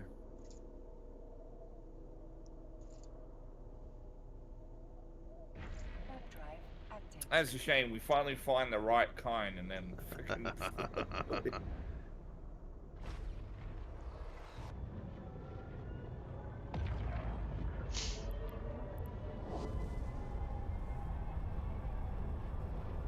Now, what are the realistic risks of, like, because when they say high sec, it's 0.5 to 0.9, right? So what are the risks of going to a 0.6 versus a 0.9? Okay, so the best way to explain it, right? So you have law enforcement, which is Concord, which I've previously covered. Yeah. Think of it as a scale. The higher end of the spectrum being 1.0, means that law enforcement is like very like as dominant as it like can be, which means that the moment a player pirate, for example, shoots at you at least once, Concord will jump in immediately, right? Now, as the security status goes down, the more that player pirates can get away with when trying to gank you. It means that the likelihood that Concord will get them is diminished the lower the security status. Is Does there an that make actual sense? known time on like so it's like instantly 1.0, 30 seconds, 9, 0.9, 50 seconds, 0. Has anybody listed the Do you know what? timing? That is a fair question, and I really don't want to say because that is just that's information I'm not knowledgeable enough Copy on. that. Um, if someone in chat knows, I'm sure Ren wouldn't mind knowing that info.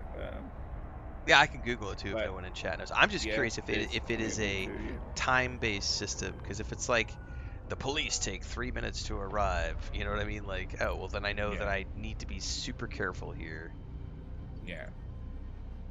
I'd be interested. I'd be interested to know.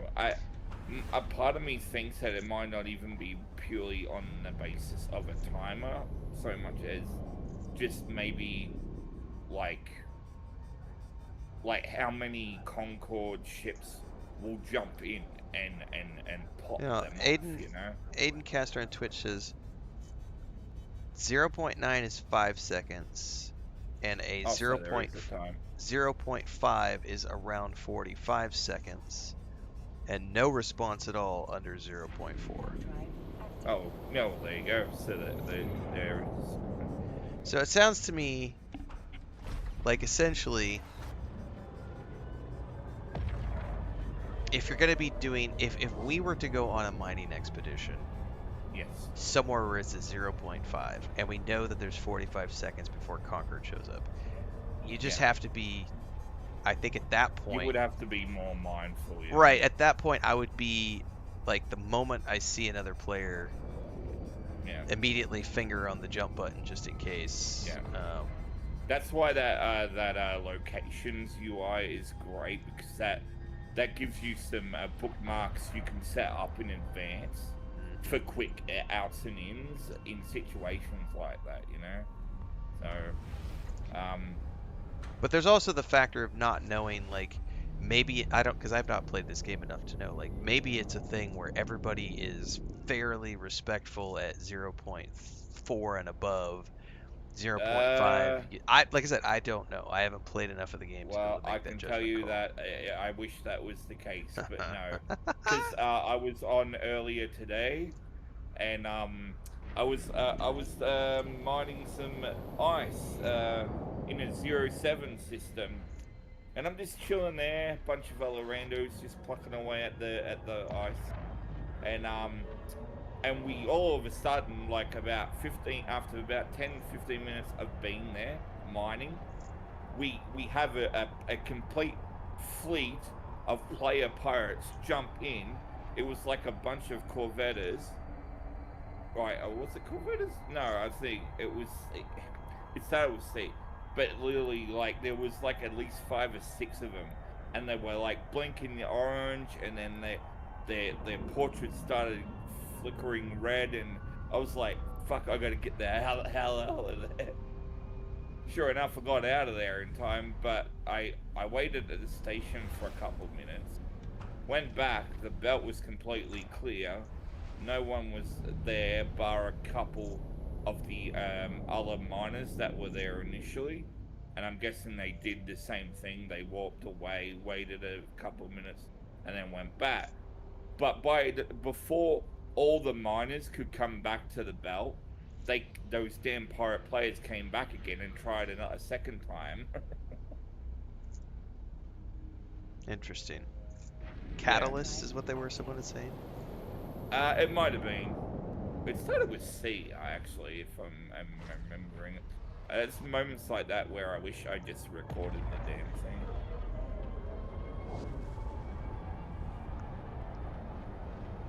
So that's when we have to like coordinate with Lou and other people to go. If we're gonna Yeah, go on a mining yeah. expedition, that's something we gotta save for those days. Otherwise, just buy it from the broker. To be honest, though, that situation could have been avoided because it was on me. Because I should have, out of natural habit that I'm typically mindful of doing, I will always check the map for activity using the filter. In that particular instance, I neglected to do that, and I had no idea that that solar system where the ice belt was actually had a lot of activity within the last hour. So it was like, yeah, I probably should have maybe checked that before even bothering to go out there, but I didn't.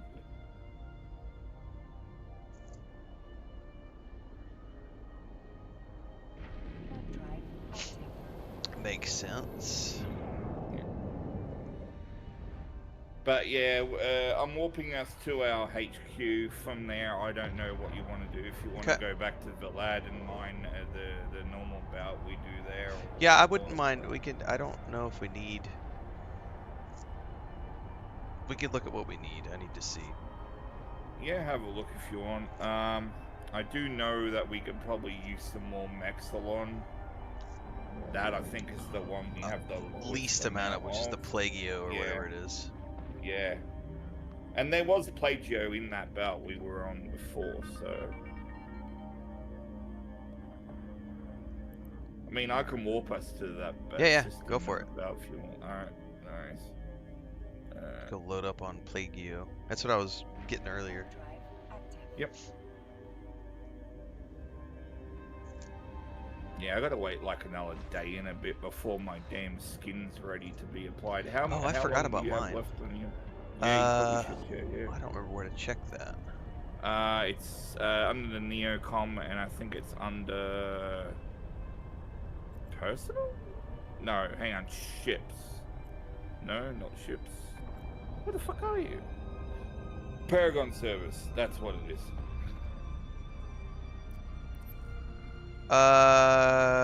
3 hours left still, so that'll be. Oh, not long. Yeah.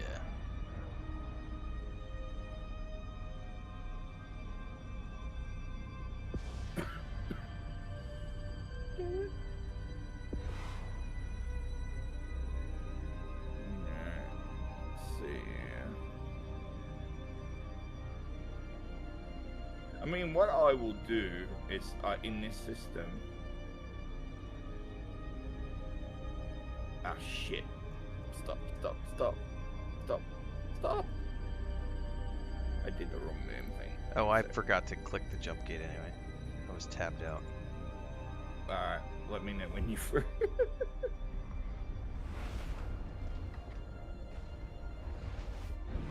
Alright, I'm through. Nice. Warp drive active.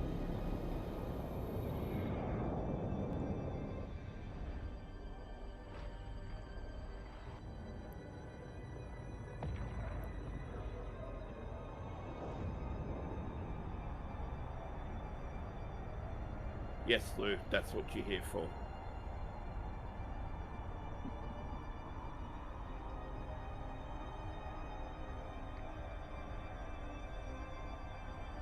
Oh, a little bit of a tip. It's not important per se, but so you know your icons on your left-hand side of the screen, like the agency and all that.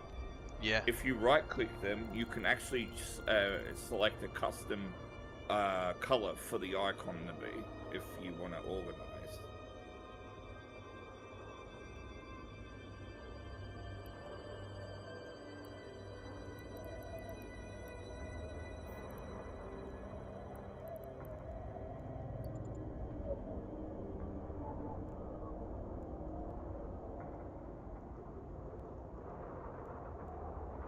Which ones are you talking about? So the like the icons, like the air career program, the agency. On but the ones going up and down the left side of the screen, or the ones going Yes, across? correct. Oh, I thought you meant the ones Yeah. at the very top. Okay. No, you're fine. Icon color. Copy that.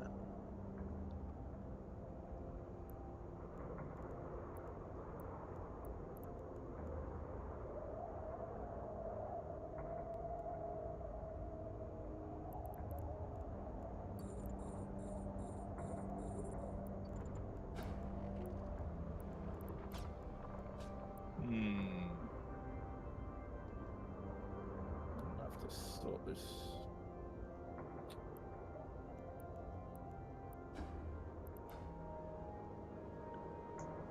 Still quite a lot of Plagio in this spell left. I'm surprised.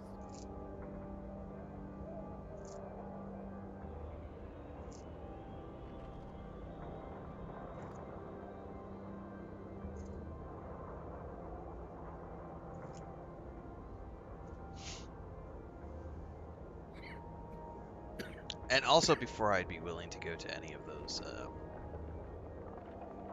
systems, probably the best way to do that, because I'm streaming, I would want to, you would need to be the one to jump us in, and I would need to turn that information off on my screen just to try to minimize stream sniping.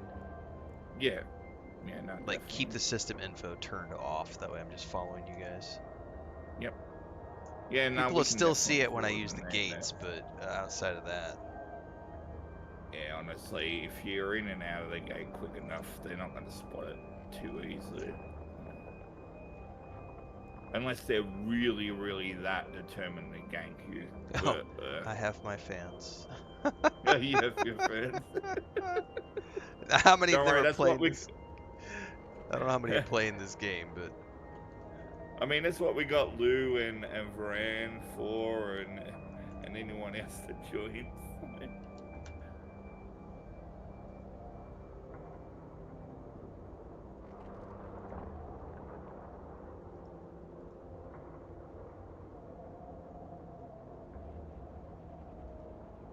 Alright, let me see.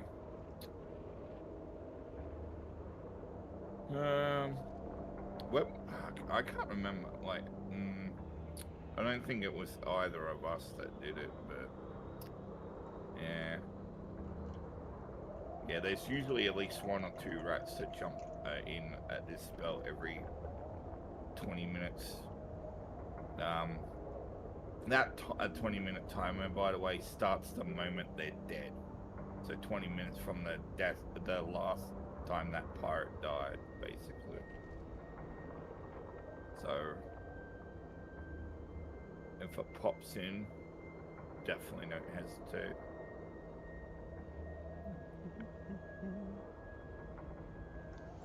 copy that. Let's see.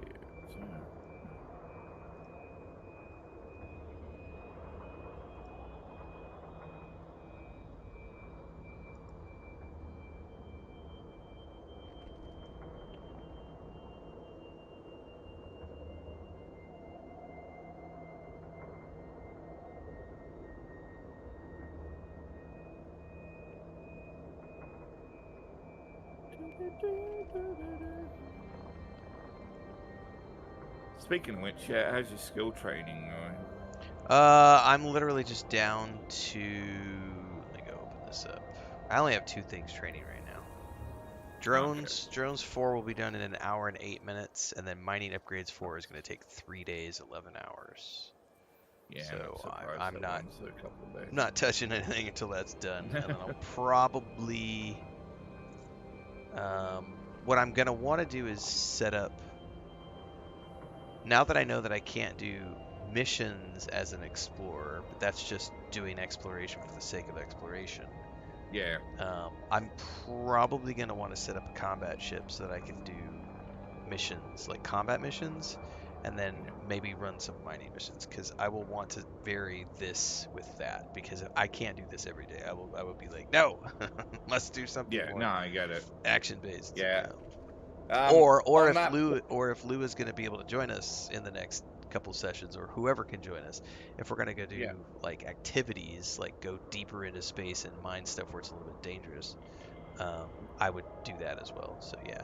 Yeah, no, we can definitely, I'm sure we can arrange something So that's one probably what day for I'll the do group later of us. today in this stream, is I'll probably go kit myself out a combat ship so that I have something, and Yeah. probably tomorrow run missions.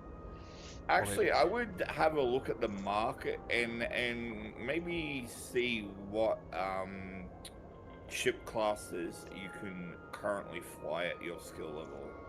Like, and when I say ship classes, I mean, so the best way to kind of explain how the ships are, like, defined is that you have. So a battleship is a class of ship. A destroyer is a class of ship.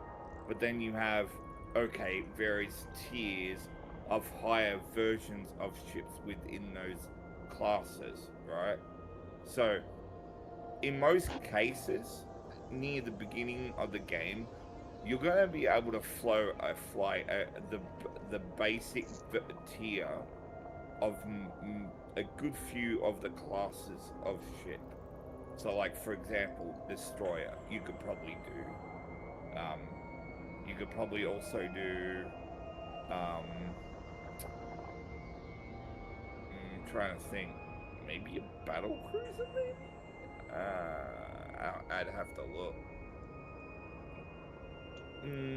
Ships. Let's see here.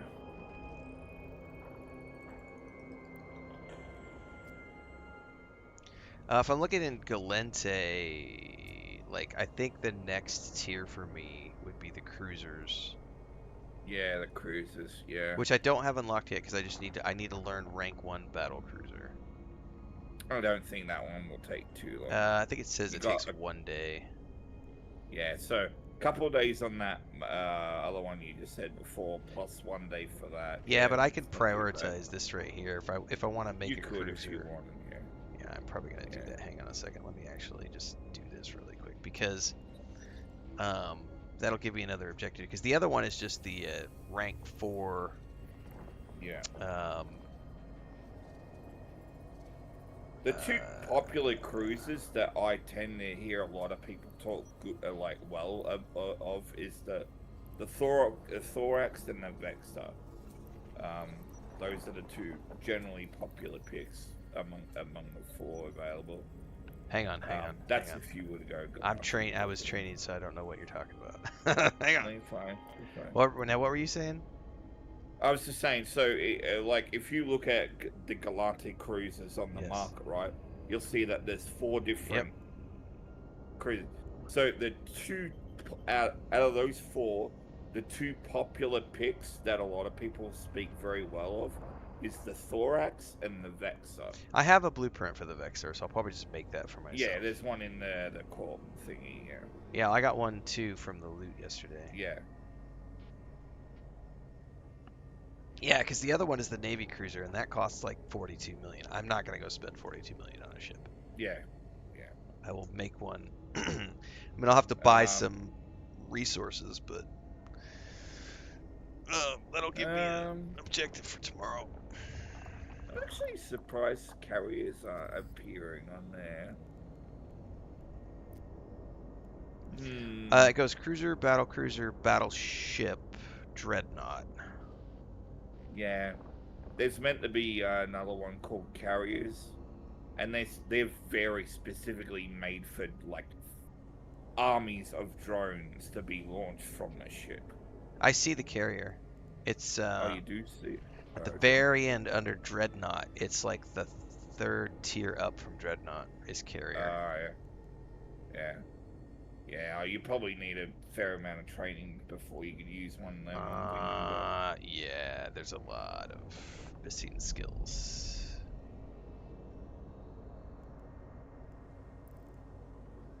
However, I will say that, like, I'm gonna look at all these really quick. That's funky looking.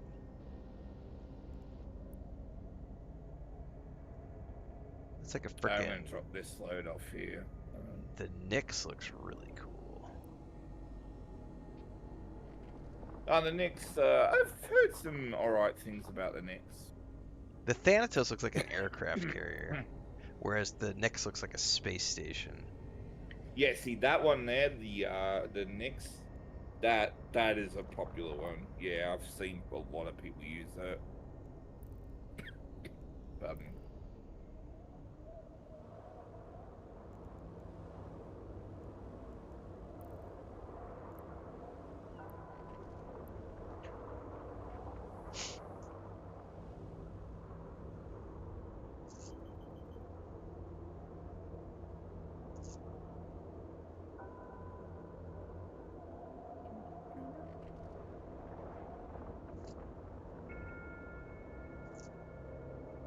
Oh, well, it's fresh on my mind. Definitely don't be afraid to occasionally right-click on the screen in space there to see if any new anomalies have spawned in. Mhm. Because if we can catch an ore one, that would be great.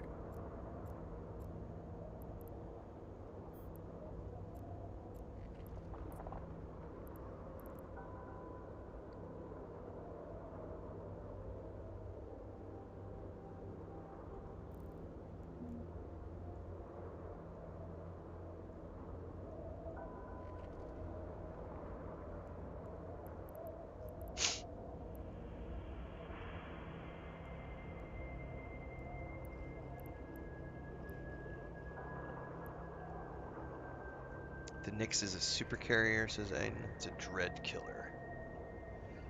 Good.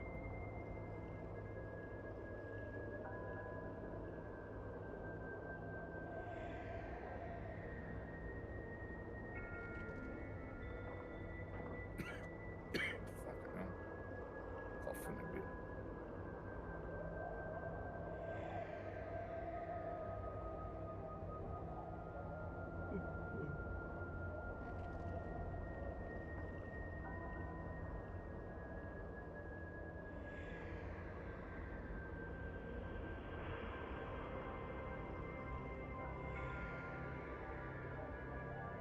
Like sneezing your brains out. Man, I never used to have allergy problems until we moved out here, and I can't. I'm pretty sure it's because of all the animals, because we have all the ducks and chickens and cats, and there's just dust and dander and chicken Yeah. shit and pig shit and all this stuff in the air. Because holy Yeah, no, man, that makes sense. it's Yeah. like every morning I have sneezing attacks now, and it never used to be the case. I'm like, is this onset allergies? Because there are plants and things around here, but I mean, I was out here before and didn't have this problem. I'm pretty sure it's just all the animal stuff. I think it just might be a rural thing, honestly. Because like I lived many years in the metropolitan area and had no issues. And the moment I moved out to the country, yeah, that shit just like Well, yeah, cause see, like where my brother lives, it's way out there. I don't ever have problems when I go out there and visit, and they yeah, have things like ragweed and all sorts of other stuff. But here, I definitely over the even the first year, so we didn't have any problems. So I'm pretty sure it's probably because there's so many cats in my office. I've got cat dander everywhere, that could be it. Yeah, and then just every day going out and dealing with chickens. And our house is open, so we get the wind blowing through quite frequently, just bringing all that chicken coop dust through everywhere. yeah. Well, we'll do it Living on a farm. on the farm. All right, I'm gonna go drop some ore off and take an AFK Yep. because I do need to help Chris really quick with a duck that I hear crying. We got No a baby problem. duck in the house, so let me boogie back to the confinement station, and I'll be back in a few minutes. All good. I'm betting that pirate will pop in anytime soon.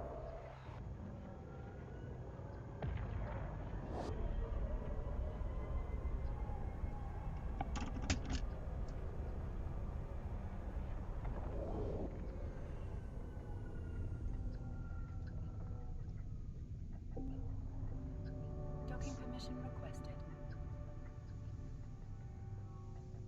Docking request accepted. He left his drones again. Whoa!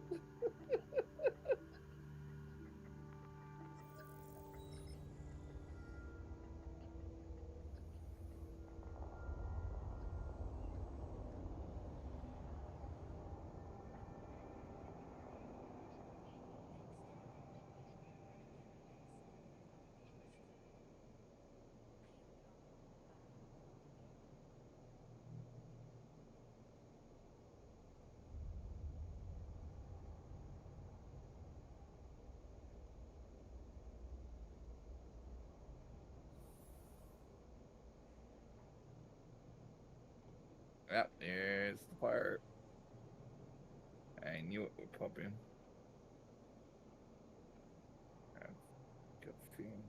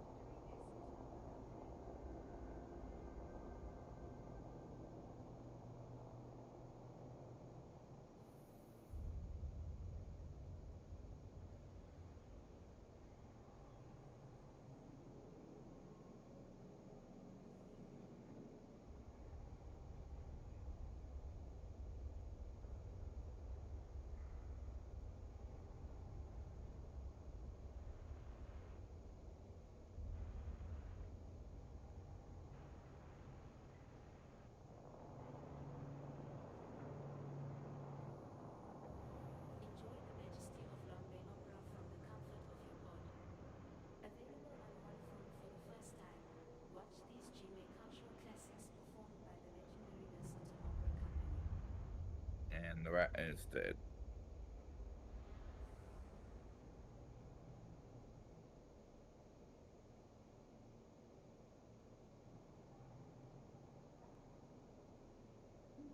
Caldari claims Kamchi, but they paid for your land. Report illegal Caldari assets to federal authorities. Bring us the truth, we'll deliver the justice.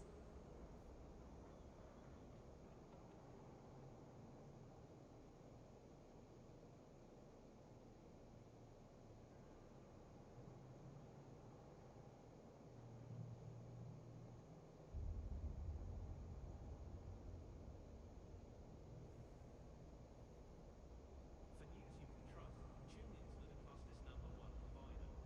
The Scope, the Galactic News Network.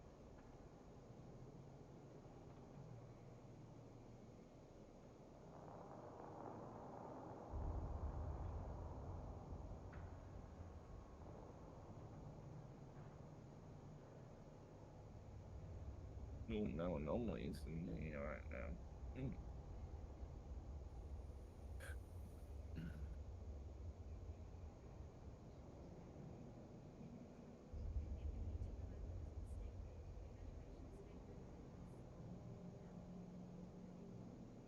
Oh shit, more pirates already? Okay.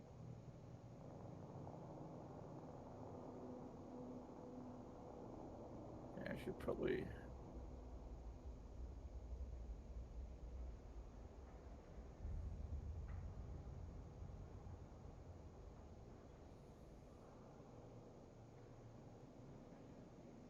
Commuters are advised, protests are currently disrupting promenade traffic. Visit the promenade to witness our democracy in action.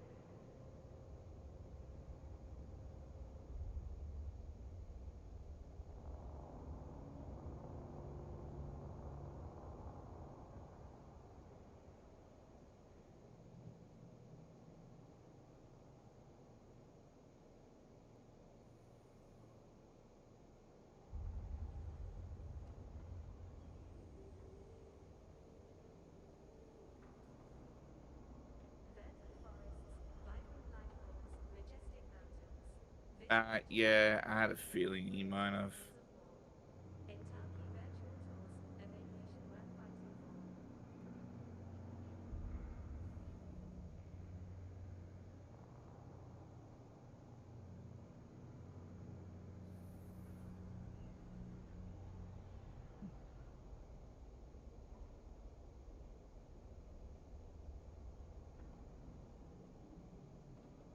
Forever is a long time. Be sure to protect it. Capsuleers of the Federation, defend your future, defend liberty. Enlist in the Federal Defense Union. But we're an old man in a hurry.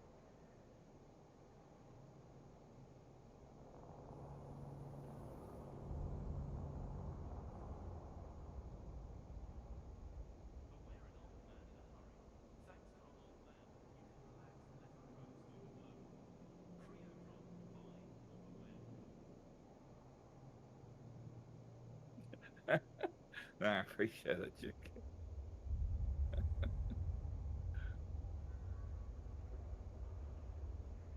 Ren, on the other hand, guess what he did? He forgot to pick up his drones again.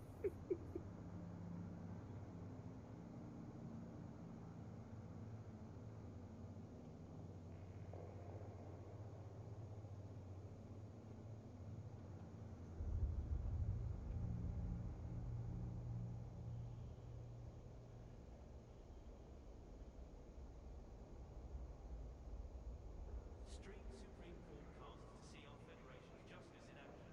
Justice may be blind, but democracy is transparent.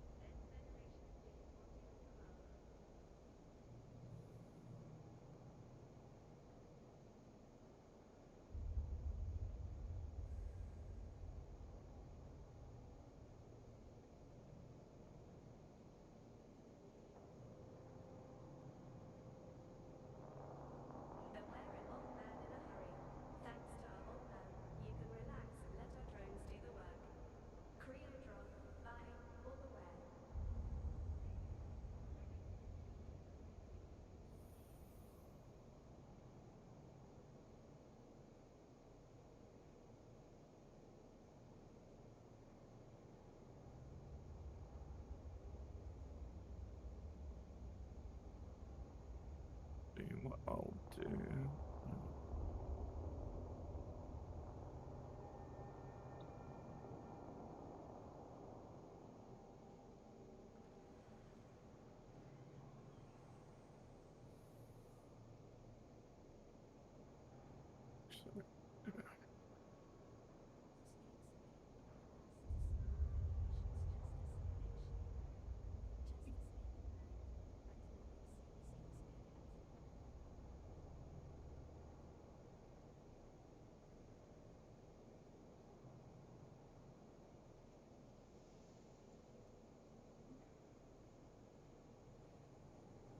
From asteroids to ice, we bring only the finest resources to your station.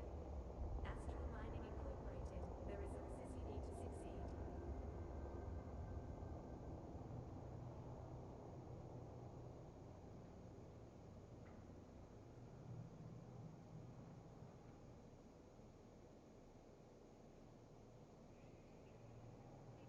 Quake.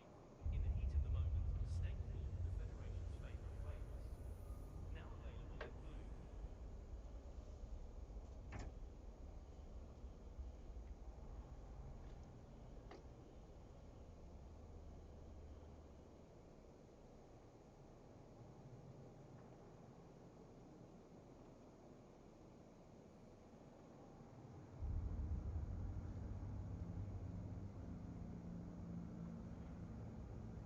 From terraforming to interstellar propulsion, Duval Labs is discovering tomorrow, today.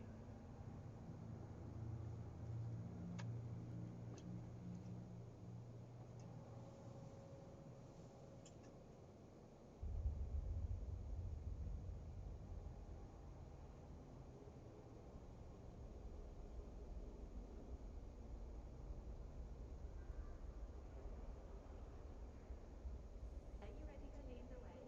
Do you have what it takes to shape the future? Then Federation fleets want you in command. For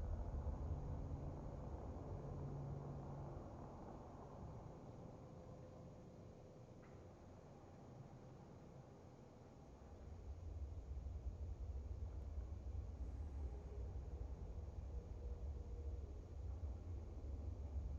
The Scope, the Galactic News Network.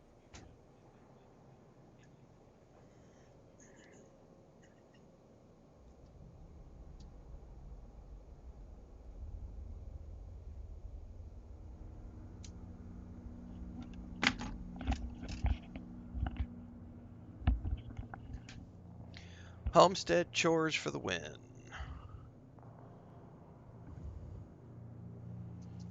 Gotta go do real life shit from time to time.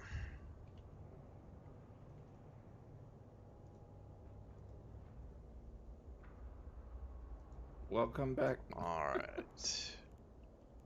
That took longer than anticipated. That was, yeah, I had to deal Oh with yeah, chicken on the loose and all sorts of fun. loosey goosey.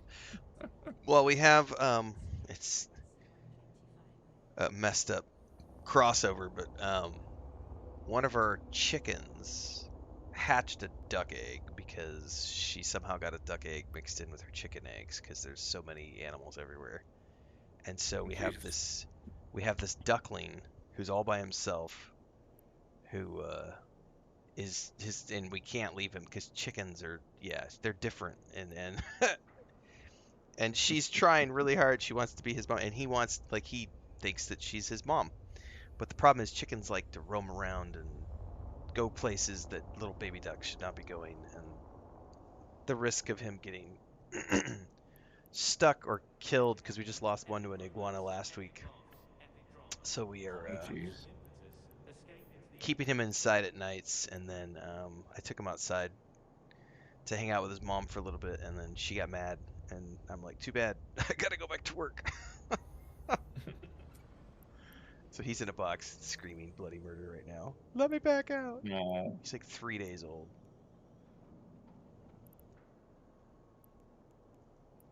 Oh, guess what? Chicken butt. You left your drones out again. Oh, of course I did. Warp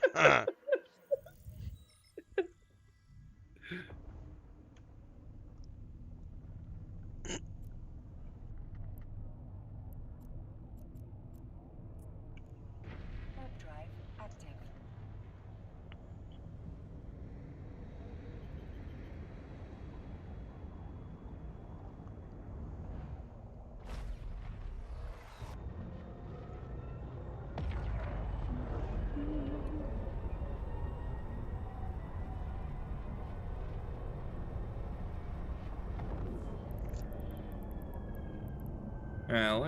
While I'm doing this, let me see if we've got any new anomalies.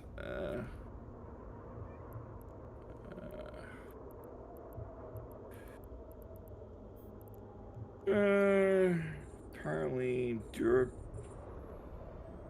Costa and Durapan. Durapan, let me check that on the map.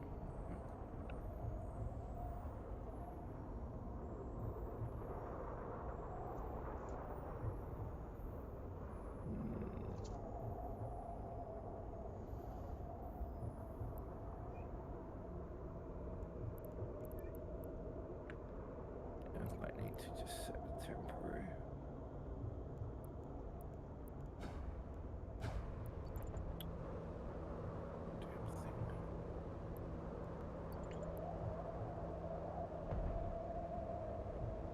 Of course there is. Second screen monitor watching. Although that one there is.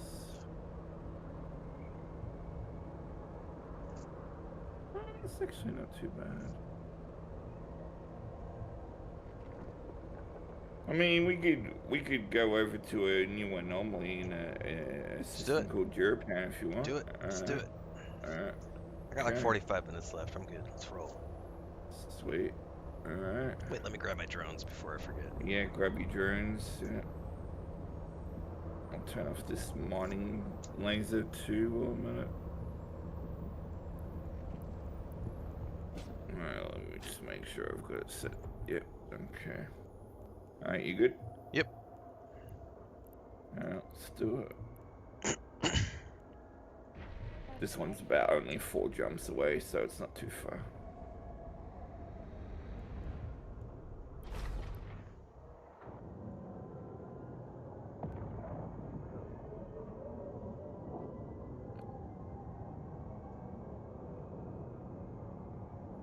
I just realized my shirt is on inside out.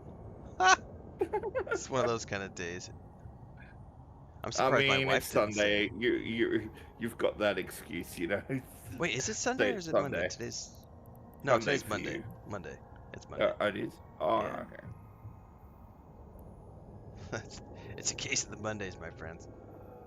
Ah, then it is Tuesday for me. That's always fun. Like, what day is it? Yeah, I'm thinking it was Monday. I don't remember what day it is. I'm always like either a day ahead or a day behind, never on the two.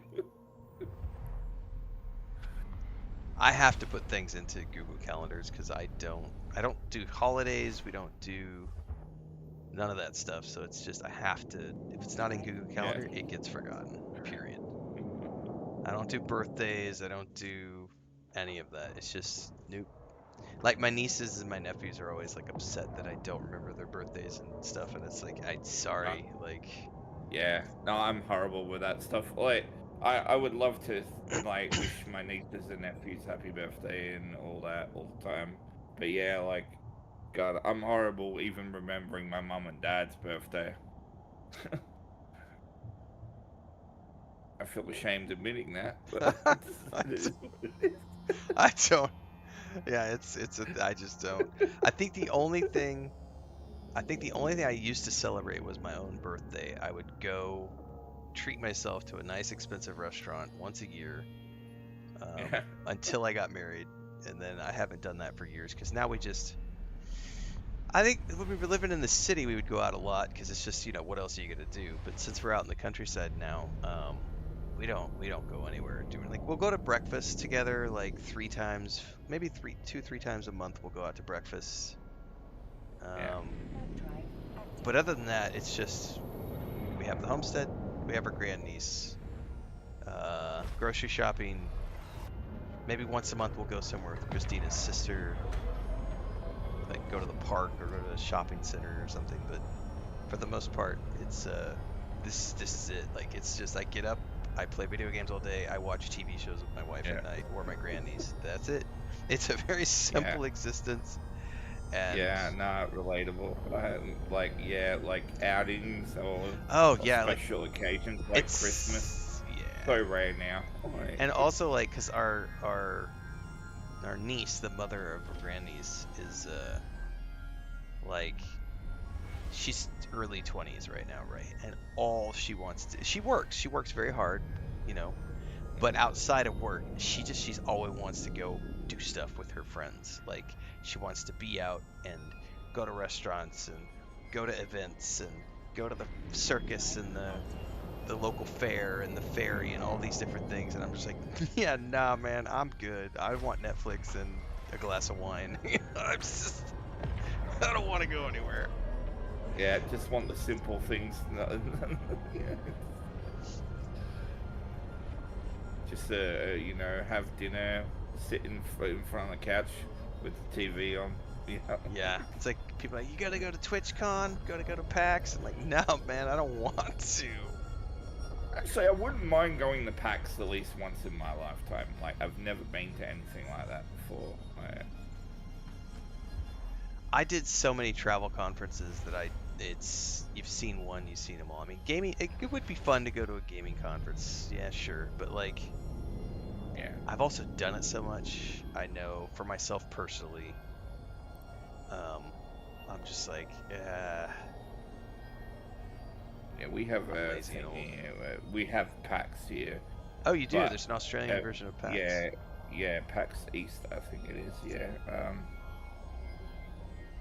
It's a Federation managed one. Boo! Alright, so what I'm gonna do is I'm gonna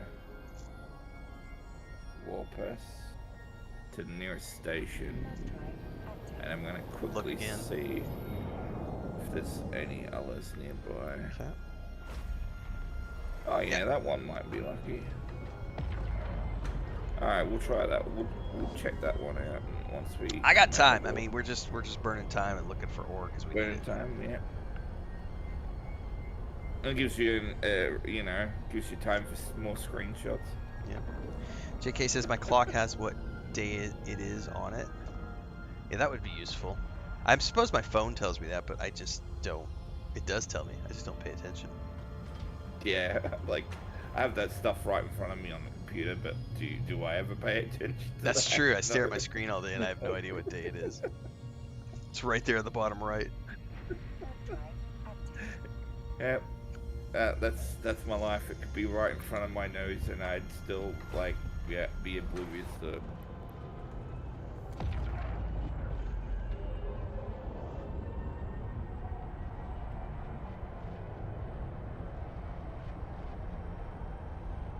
Yeah, this one's only 3 jumps away. I shouldn't take too long.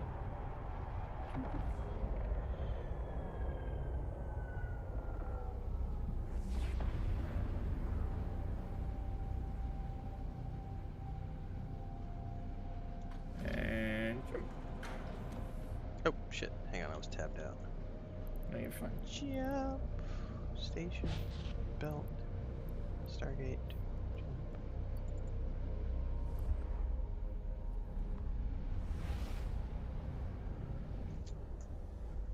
So each system only ever has one gate, right? No, a system can have multiple Okay. that branch off to multiple adjacent systems. So the best way to look at it is that Active. you have what's commonly referred to as border systems.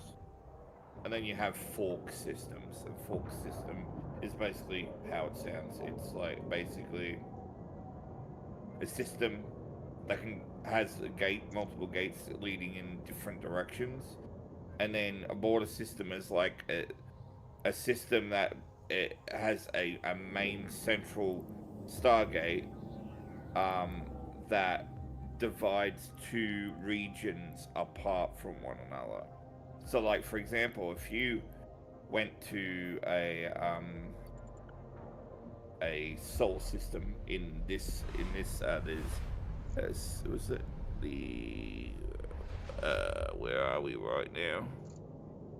I think we're in the border system right now. So this borders the region Crux and Essence. So yeah, you can usually tell that stuff apart because if we went to one of the Thanks for the raid, systems Snugglepuffs. Appreciate it. leading into Welcome Crux, aboard, everybody. Essence or Crux. Yeah, you could tell a design difference between the gate from a normal gate. Oh, okay. I'll have to pay more attention to that Yeah. and see. Yeah. I mean, subtle details like that, are a thing, but yeah, I mean. Alright, we're almost there though.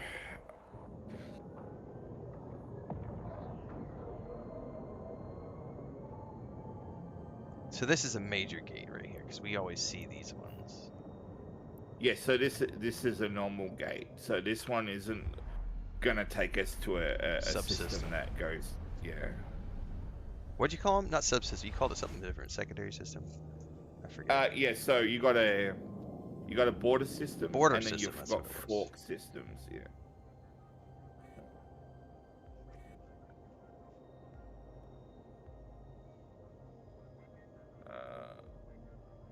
Okay, this should be where the anomaly is. Ah, damn it! It's another managed one. Dude, they're all over the place. Yeah. Do those ever have like the Kernite and stuff in them, or are those only like the base 3? Just usually, typically the Omba and the Kernite. Let me see what we got here. We got another one here, 4 jumps away. We can check out. So is this the normal routine if you're gonna be doing mining? You have to just jump around every single morning and look for places?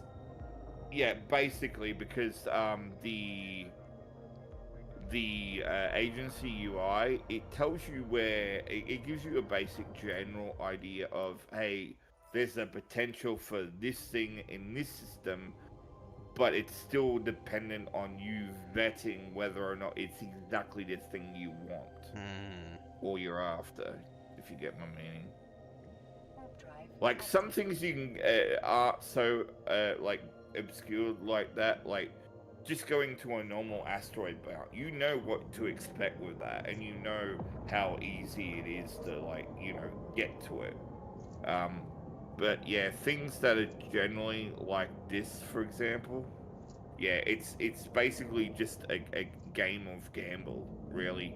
Fly around till you find what it is you want, Anomalies populate and spawn throughout the day from downtime to downtime, says Aiden. Okay.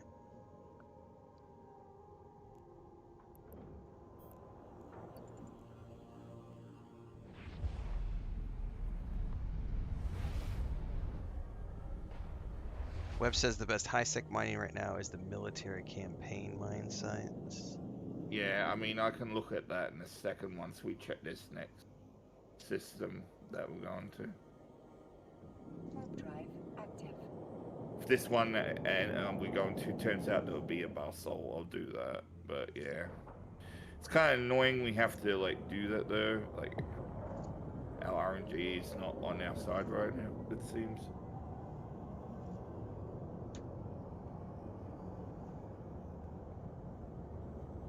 I'm getting my steps in.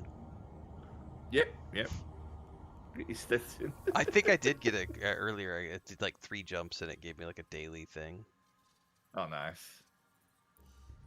I am 30 minutes away from the next rank of drones.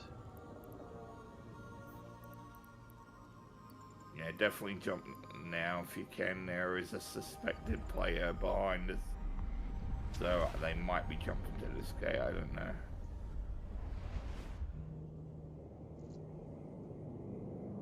Can never be too safe with suspects. Alright. Warp drive active.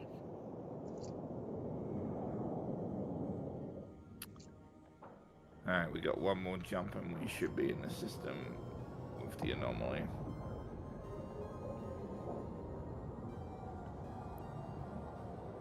I'm gonna check them out. How far away from HQ are we right now? Oh yeah, we're in a completely different region. Love it.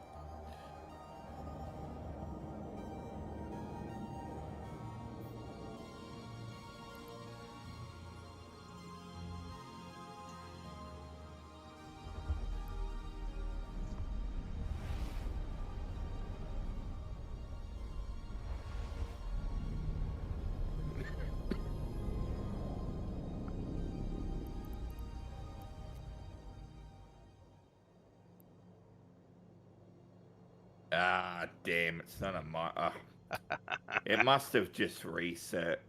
God damn it. Oh, hang on, no, I'm one system short. What am I talking about? We had one more jump to go. Warp drive active. Silly me.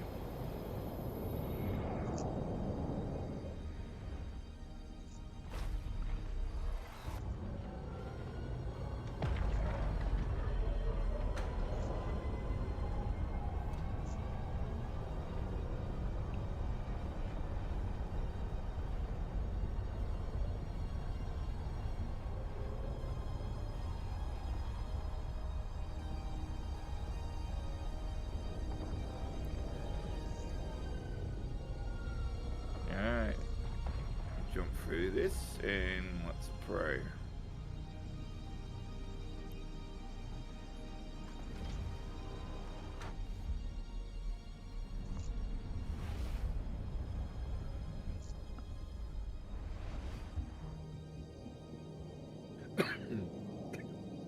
Alright, anomalies. Ah! We're in business. Large kernite and ore Kernite. deposit. Yeah. Alright. Let's see if there's any other players. Yeah, let's pray that it's not fucking near depleted. Yeah, that other one we got there right as it was finishing. Yeah, like one rock was left basically. I think I got like 600 ore out of it. That was it. Yeah.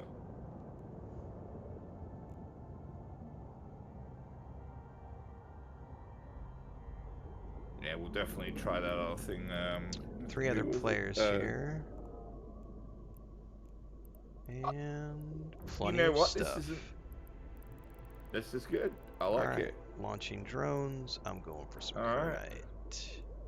Go for it. Alright, I'm gonna target that one. And I'm gonna approach that one. Ah, someone's already. Ah, fuck, I hate that. Umber. Oh, you know what? You go for the kernite. I'll go for the umber. Copy that. Yeah, because there's quite a lot of fighting over the kernite right now. Is it considered bad etiquette to mine something that someone else is mining?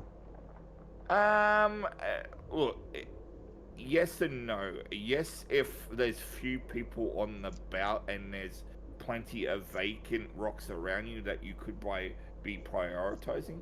But if there's so many people there that every rock has got focus on, then at that point people don't Free really for all. care. Yeah, alright. Yeah.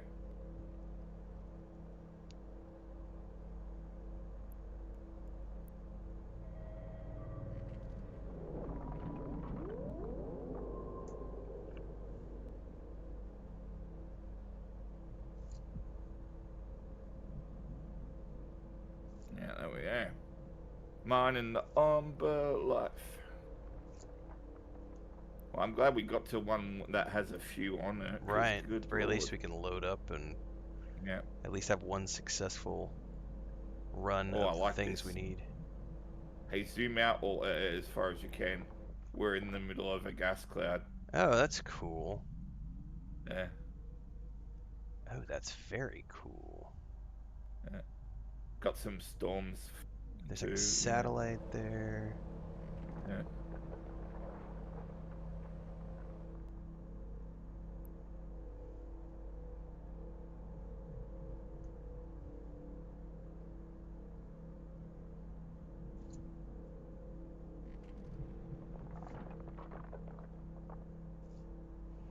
And this would be the point where, for example, on the overview, I would want to make sure that we have a system like the Mimitar station Hmm.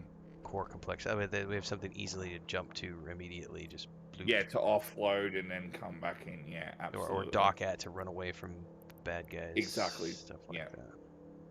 affirmative. Yeah, the thing though, because anomalies randomly spawn, like Hmm. they're not like fixed spawns where So it's gonna people have be to back actively here search again. for them. Yeah. Yeah, yeah. So the thing is that because of that, in situations where you'll set some bookmarks for like quick offloads for the ore or to get away from rats coming in, right? Those bookmarks are going to be short-lived, so you always just want to put an expiry of say 4 hours or so on it. That way, it's not clogging up and just you've got a bunch of expired, bookmarks. Makes sense.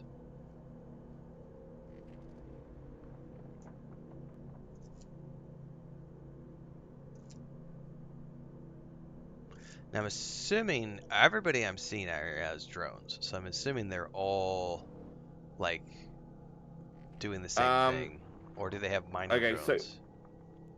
it's gonna be either they've probably got mining drones and fighting drones. The fighting drones primarily to just take care of the NPC rats more than anything. But yeah, the mining drones are largely there to help expedite the speed of how quickly they fill up their cargo hold. It really depends on the ship they're using too. Like Because like, that what's the person, maximum amount of drones you can have? 5? 5 of any type based on skill training level. Yeah. Okay. So I could have So like like 2 mining drones and 3 attack drones. Um, yeah, or depending on the capacity of the given ship you're in, you might be able to do like 5 mining and 5 fighting ones, you know? Oh. Or, yeah. Because right now it tells me that I can only have 3 of 3 drones in space. That's it. Yeah. Yeah, that's strictly down to probably the fact that the Pioneer has a certain limited amount of drone capacity, Ah. coupled with whatever your current drone training is at Copy that. right now. Yeah.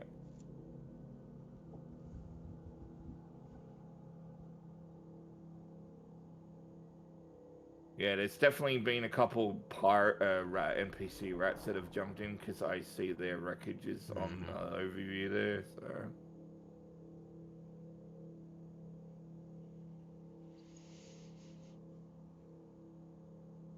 well, there's a number right next to me too.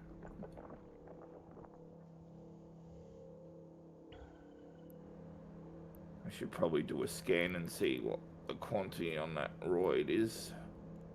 Oh, geez, yeah, that's gonna take a while to break down. That's like 21k units on that. Yeah. Well, what I'm gonna do then is I'm gonna create a bookmark for easy out and in. Gonna remove that one. Oh, nice. I just got my reward for the Kernite Nice. quest. What's the next one? It says Pyrozeres, which I don't think we can find anywhere here. I think that was one that was going to be. Yeah, the pyroxes, I believe. Let me check the map here. Pyroxes. Pyroxes is the class 1. Yeah, it's just exactly like the Ombo and the Kernite. You It's just have to keep searching until you find one. anomalies, yeah. Anomalies or low security status space, yeah.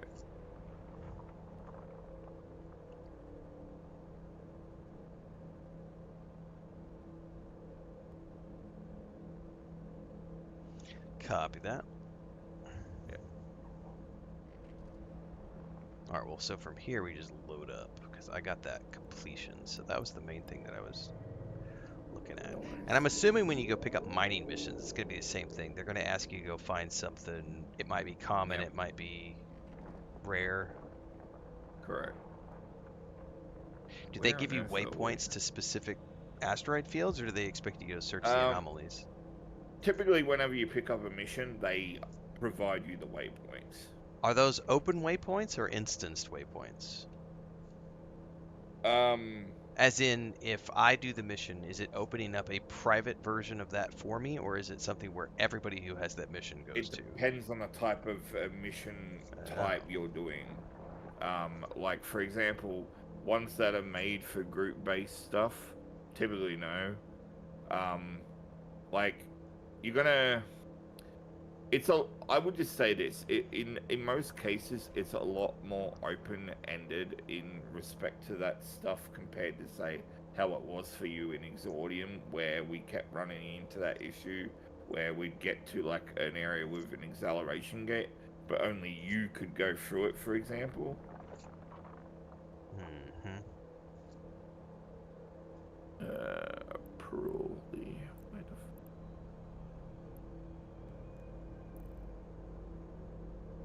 Why is my mining license off? There's no way my hole is full. Oh, it's full.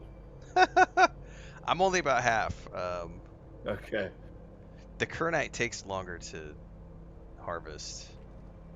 Alright, so I'm just gonna jump to the station Sure. called University of Cali.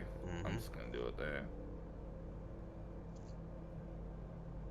Yeah, I'll fill up and then we can return. I'll be ready to wrap up at that point and just make our way back to our main drop-off Yep, base. sounds good. Also, good morning, everybody popping in and saying good morning. I'm So you just want to do this one load then, actively is what I'm here. understanding? Yeah, I've only got time to do Alright, yeah, in about no problem. 15 minutes is my soft cutoff point. So Alright, so what I will do then is I will create a waypoint for actually, if we're gonna do that, there's no point me actually dropping the ore off at this station. We could just take it directly to HQ. okay, yeah, I only have time to do one more because I need to go help with morning chores and Oh, the one duck and more? stuff. So you want to do one more No, no, load, what is I what was you're saying saying? was I had time to finish this and then I gotta bug out. Okay, yeah, Yeah, no worries. no problem, man.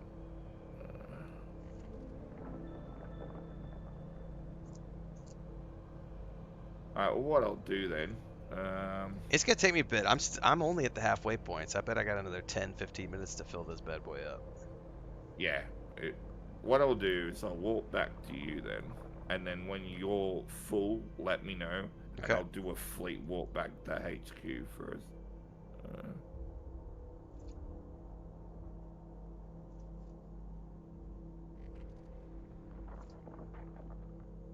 Man, you filled yours up fast. I'm assuming that's based on your skill tiers with the ship and everything. Yeah, like I have an incredibly efficient yield rate on mine. I can fill up my hole pretty quickly.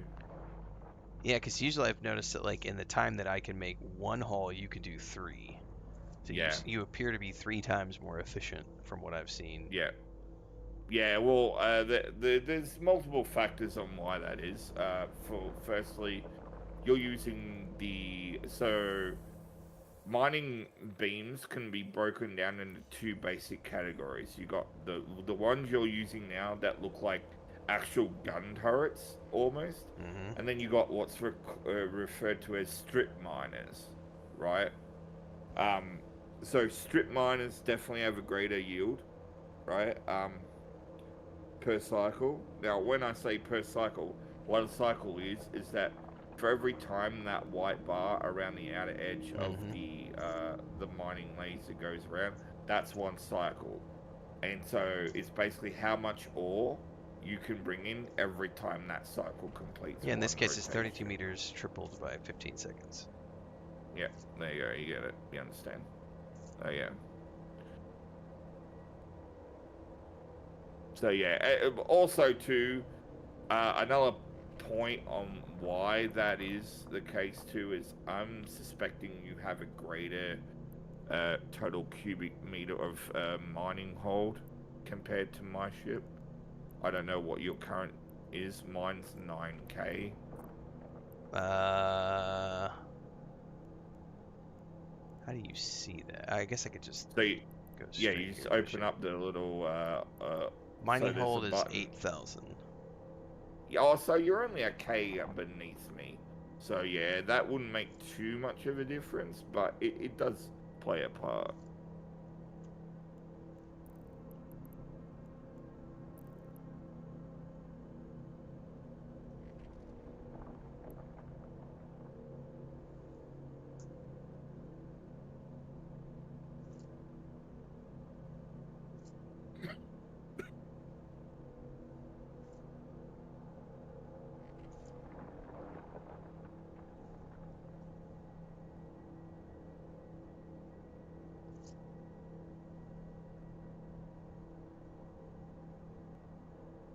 This is probably one of the coolest mining sites I've seen, though. Oh yeah, Screenshots and these whatnot. anomaly ones are really neat. Yeah. The nebula we're in.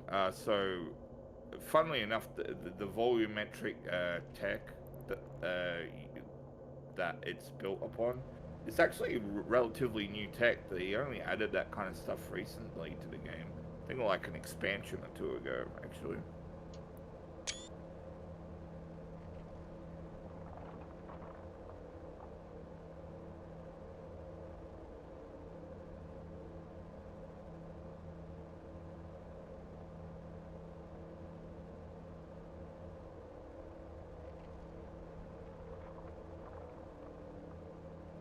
Getting your screenshots in, I Yes, see. I am.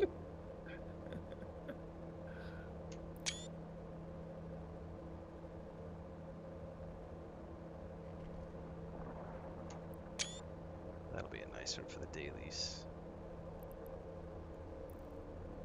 I imagine your skin's almost nearing too. It had like 3 hours on it, so I would bet it's still got a couple hours left. Maybe a two, maybe an hour and a half, maybe. Hour and 45 minutes left, so yeah, I'll Oh, have not to. too bad.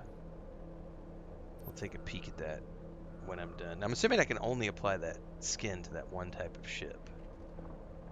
Do you know what? I've never made a skin before, so I'm not entirely sure how the whole system works in that Okay. regard. Well, it'll be But interesting to play yeah, around I'd be with. curious to know that. Considering that you also have the ability to sell your skins that you make, so I'm wondering how that plays into it and how that all works.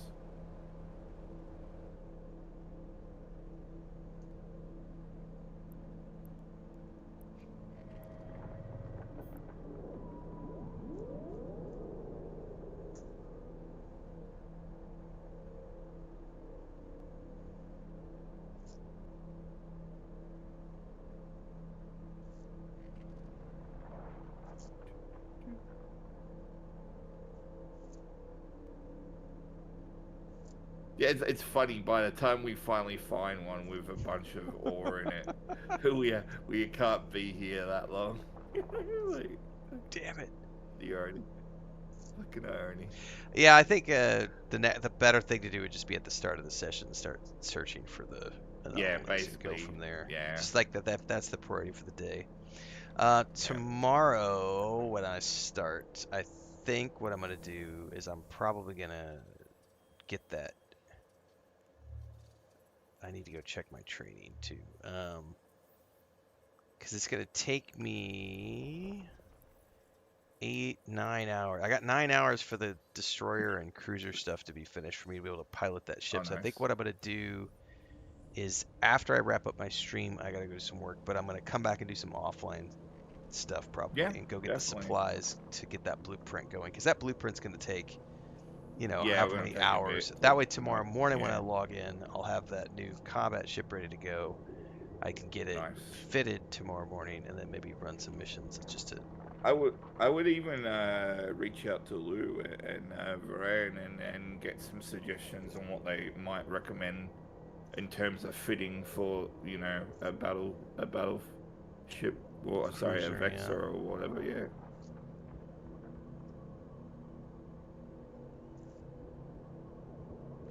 That'll be tomorrow's project. And then this Sounds good. afternoon, I don't know what I'm doing this afternoon yet. We did Starfield yesterday. How did that go? Uh, I didn't actually catch that I did stream, the so Headhunter. The first like hour and a half of the stream was me going through the creations store and looking at all the creations people had suggested, bookmarking the ones I think that I can get to and that I would like to try, and then just picking one and starting. And then I ran that. Took about an hour and a half I think to do that creation called the yeah, Headhunter. And so the next time I play, which will probably be next, I'll probably just do that on Sundays, because it's not high priority with me since I've already logged so many hours in it. But I definitely want to take advantage of it. I mean, yeah, no, Bethesda for took the sure, time to send me all that stuff, so I definitely want to reciprocate. Um, absolutely.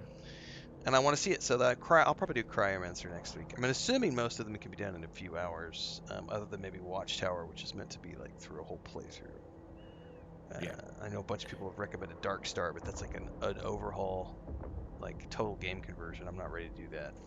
That's But did you end up ever finishing the new content though yeah, for on the the new? PS5. I Yeah, was, yeah, yeah. yeah, I've see, I haven't unfortunately because a bug occurred where for me at least where the mission kiosks were no longer populating missions anymore, Oh, we got a bunch of stuff and just jumped in. Jump, jump, jump, jump, jump. oh shit, get out real quick. Fuck station. Uh,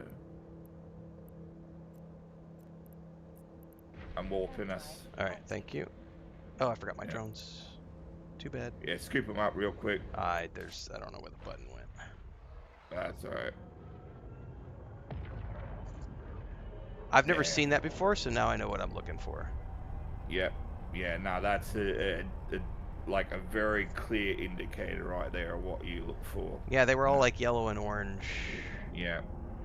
Yeah. The moment they start flashing orange, that means they're in the process of trying to target you, basically. Docking permission requested. Docking request accepted. All right. Well, I'm gonna take us back to HQ then. Yeah, yeah, that's perfect. It just means sadly that you've lost those drones. They're not worth that much money. It's all good. So yeah, just like replace them when you get a chance next, I guess. I'll undock. Oh shit. Oh yeah. Oh, you went into the station. Yeah, I just clicked dock, man. I was in a panic. Alright. I was just like, go. Yeah, I don't blame you. I don't blame you. Yeah. It was whatever was the first option I saw to click on. All right, Yeah. I'm good. No, I'm we good. got out in time though, so thankfully, yeah, we All good. right, Yeah. I'm good for yeah. Drive Yeah. active. Yeah, but yeah, there you go. That's a perfect example. So yeah, that's kind of how it was for me earlier today when I was mining ice.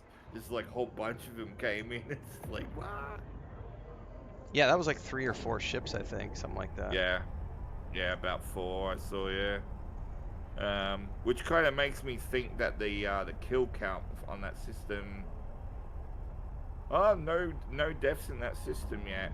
So they've probably only just arrived in that system to suss out what their prey is. Well, I'm glad we got out of there not to find out what that was going to be.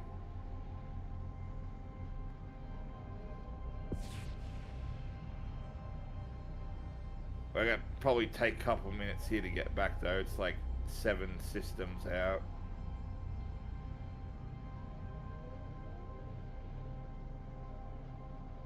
Oh, hang on. Oh, shit. Did you get through the gate? No, sorry, I got a message coming through from my family. No. All good. I'll wait.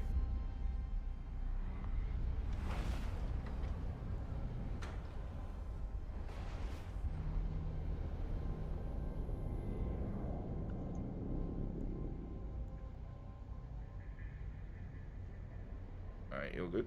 Mm-hmm. Yeah. Alright. Warp drive active.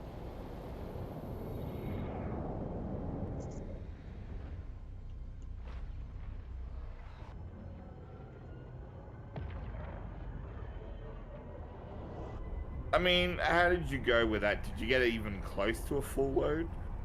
Yeah, I'm like 3/4 of the way full, or more than that. Let me look at my ship. Okay, well I that's am not so bad then. 7,700 out of 8,000, so I got close to a full Oh, load. okay, well that's not a total bust then. No, Alright, well that's not too bad. I mean, I lost some drones. That's not a big deal. Yeah, no, they honestly they're so cheap and easy to get, so yeah.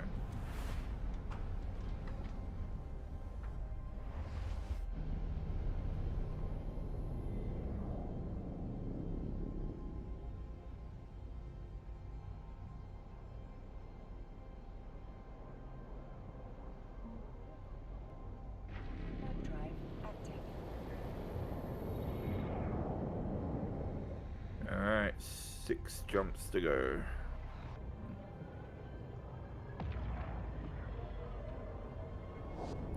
Oh, this one's a border gate, by the way. You'll notice the design difference right away.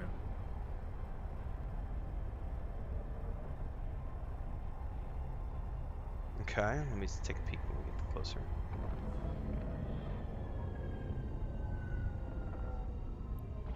Oh, so this is, all right, this would be classified as what kind of a gate? A border gate. So, like, this is a gate that goes from one region to another. So right now, for example, we're in the, when the map loads up. So right now we're in the Essence region. So this will literally take us from Essence to the Singlyson region.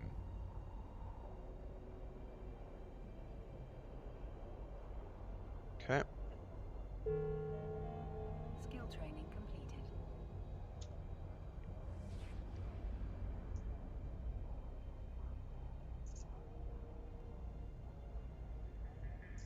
I'm seeing chat over on Twitch. Didn't mean to scare you guys. I SRP'd your drones. So that was the classic case of assuming we got stream sniped there. Oh my god. Told you it was We gonna got happen. streams. Oh man. I told you it was gonna happen. There. Warp drive We could have flew up your hole. Oh my god. Stream sniping.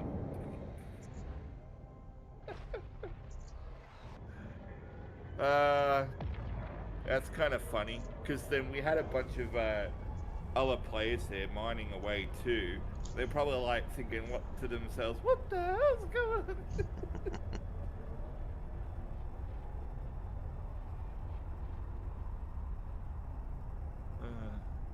Hang on, I gotta mute myself for a minute and send a message. Yeah, fine.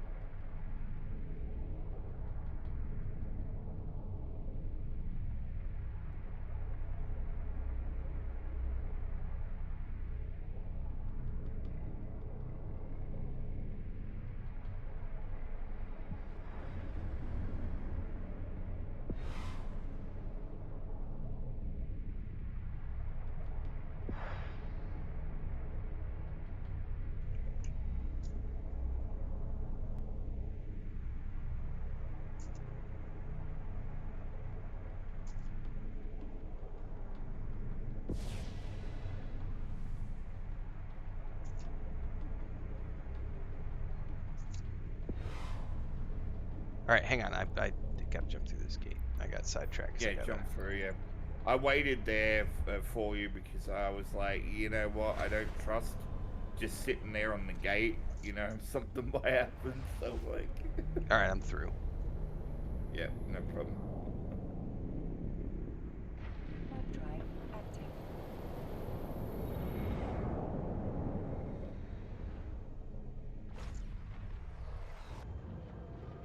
I would say next time, if you want to be friendlies and you're gonna show up, just let me know in stream, please. Let me know in the stream chat, because otherwise I'm gonna panic. Yeah, exactly. Because you made me panic, you damn it. Definitely like, hey guys, we're gonna head your way. Cause goddamn,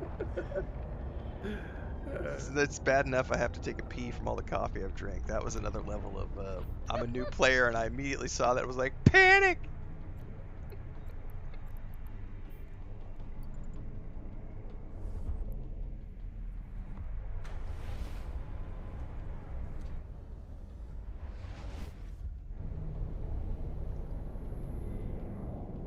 Good times though.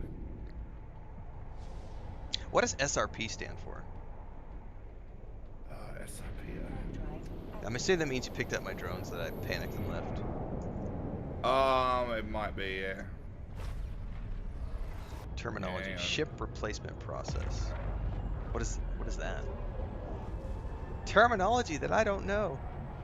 Yeah, I've heard it before. Just trying to remember what it was.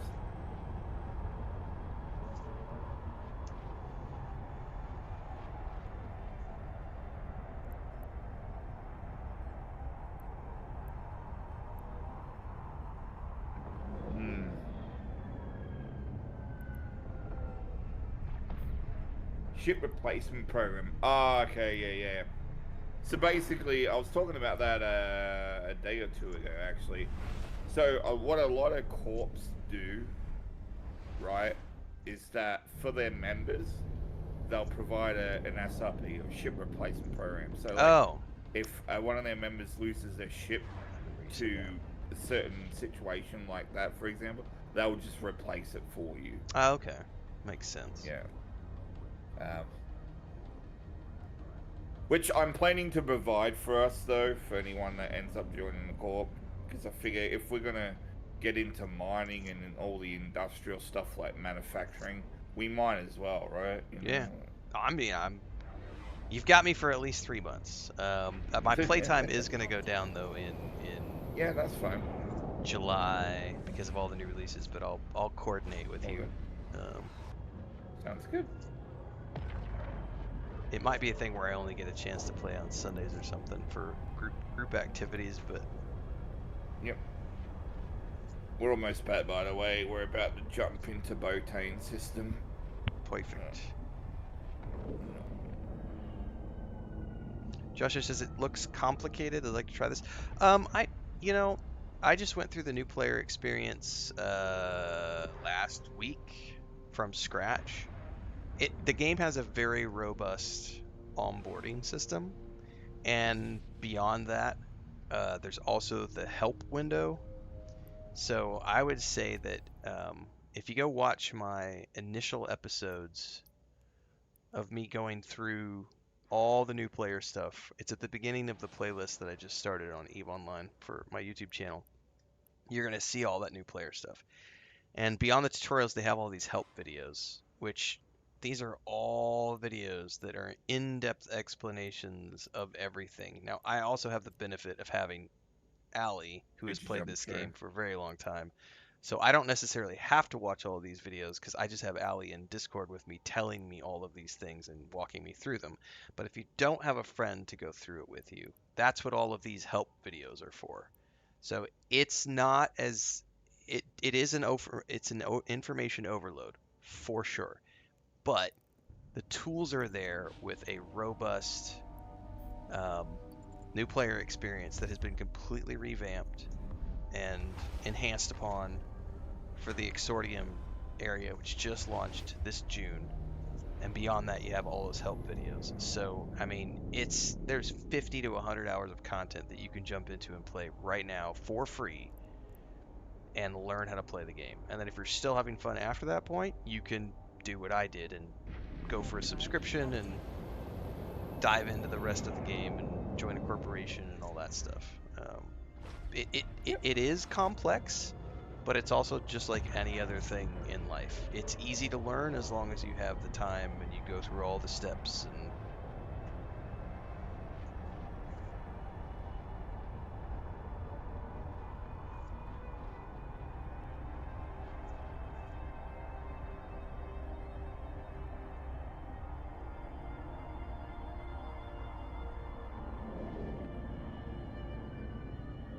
but I will be here daily every single morning doing this anyway, Allie, until I don't know that I Yeah. have an early July release yet. The first thing I know of at the moment is going to be Assassin's Creed Black Flag Resynced, which I think is the 9th. But there is something else that's coming out early July, and I can't remember what it is, so I got to go check my Game Pass and other stuff to figure out what it was. Do you remember when the Fable release was? I forget what Next the announcement February, date. February-ish. So next year, yeah. Yeah, So yeah. no, a while off. Yeah. Yeah.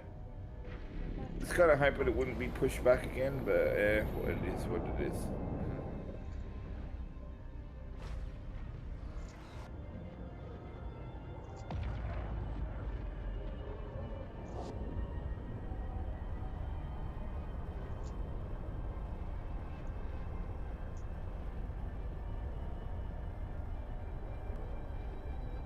We're jumping into Dudixie now, right?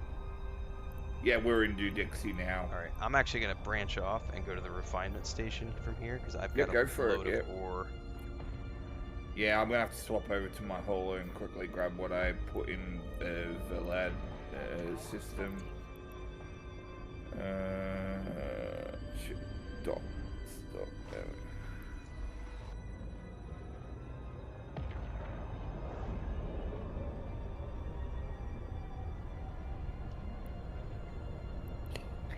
I can't believe we got space sniped.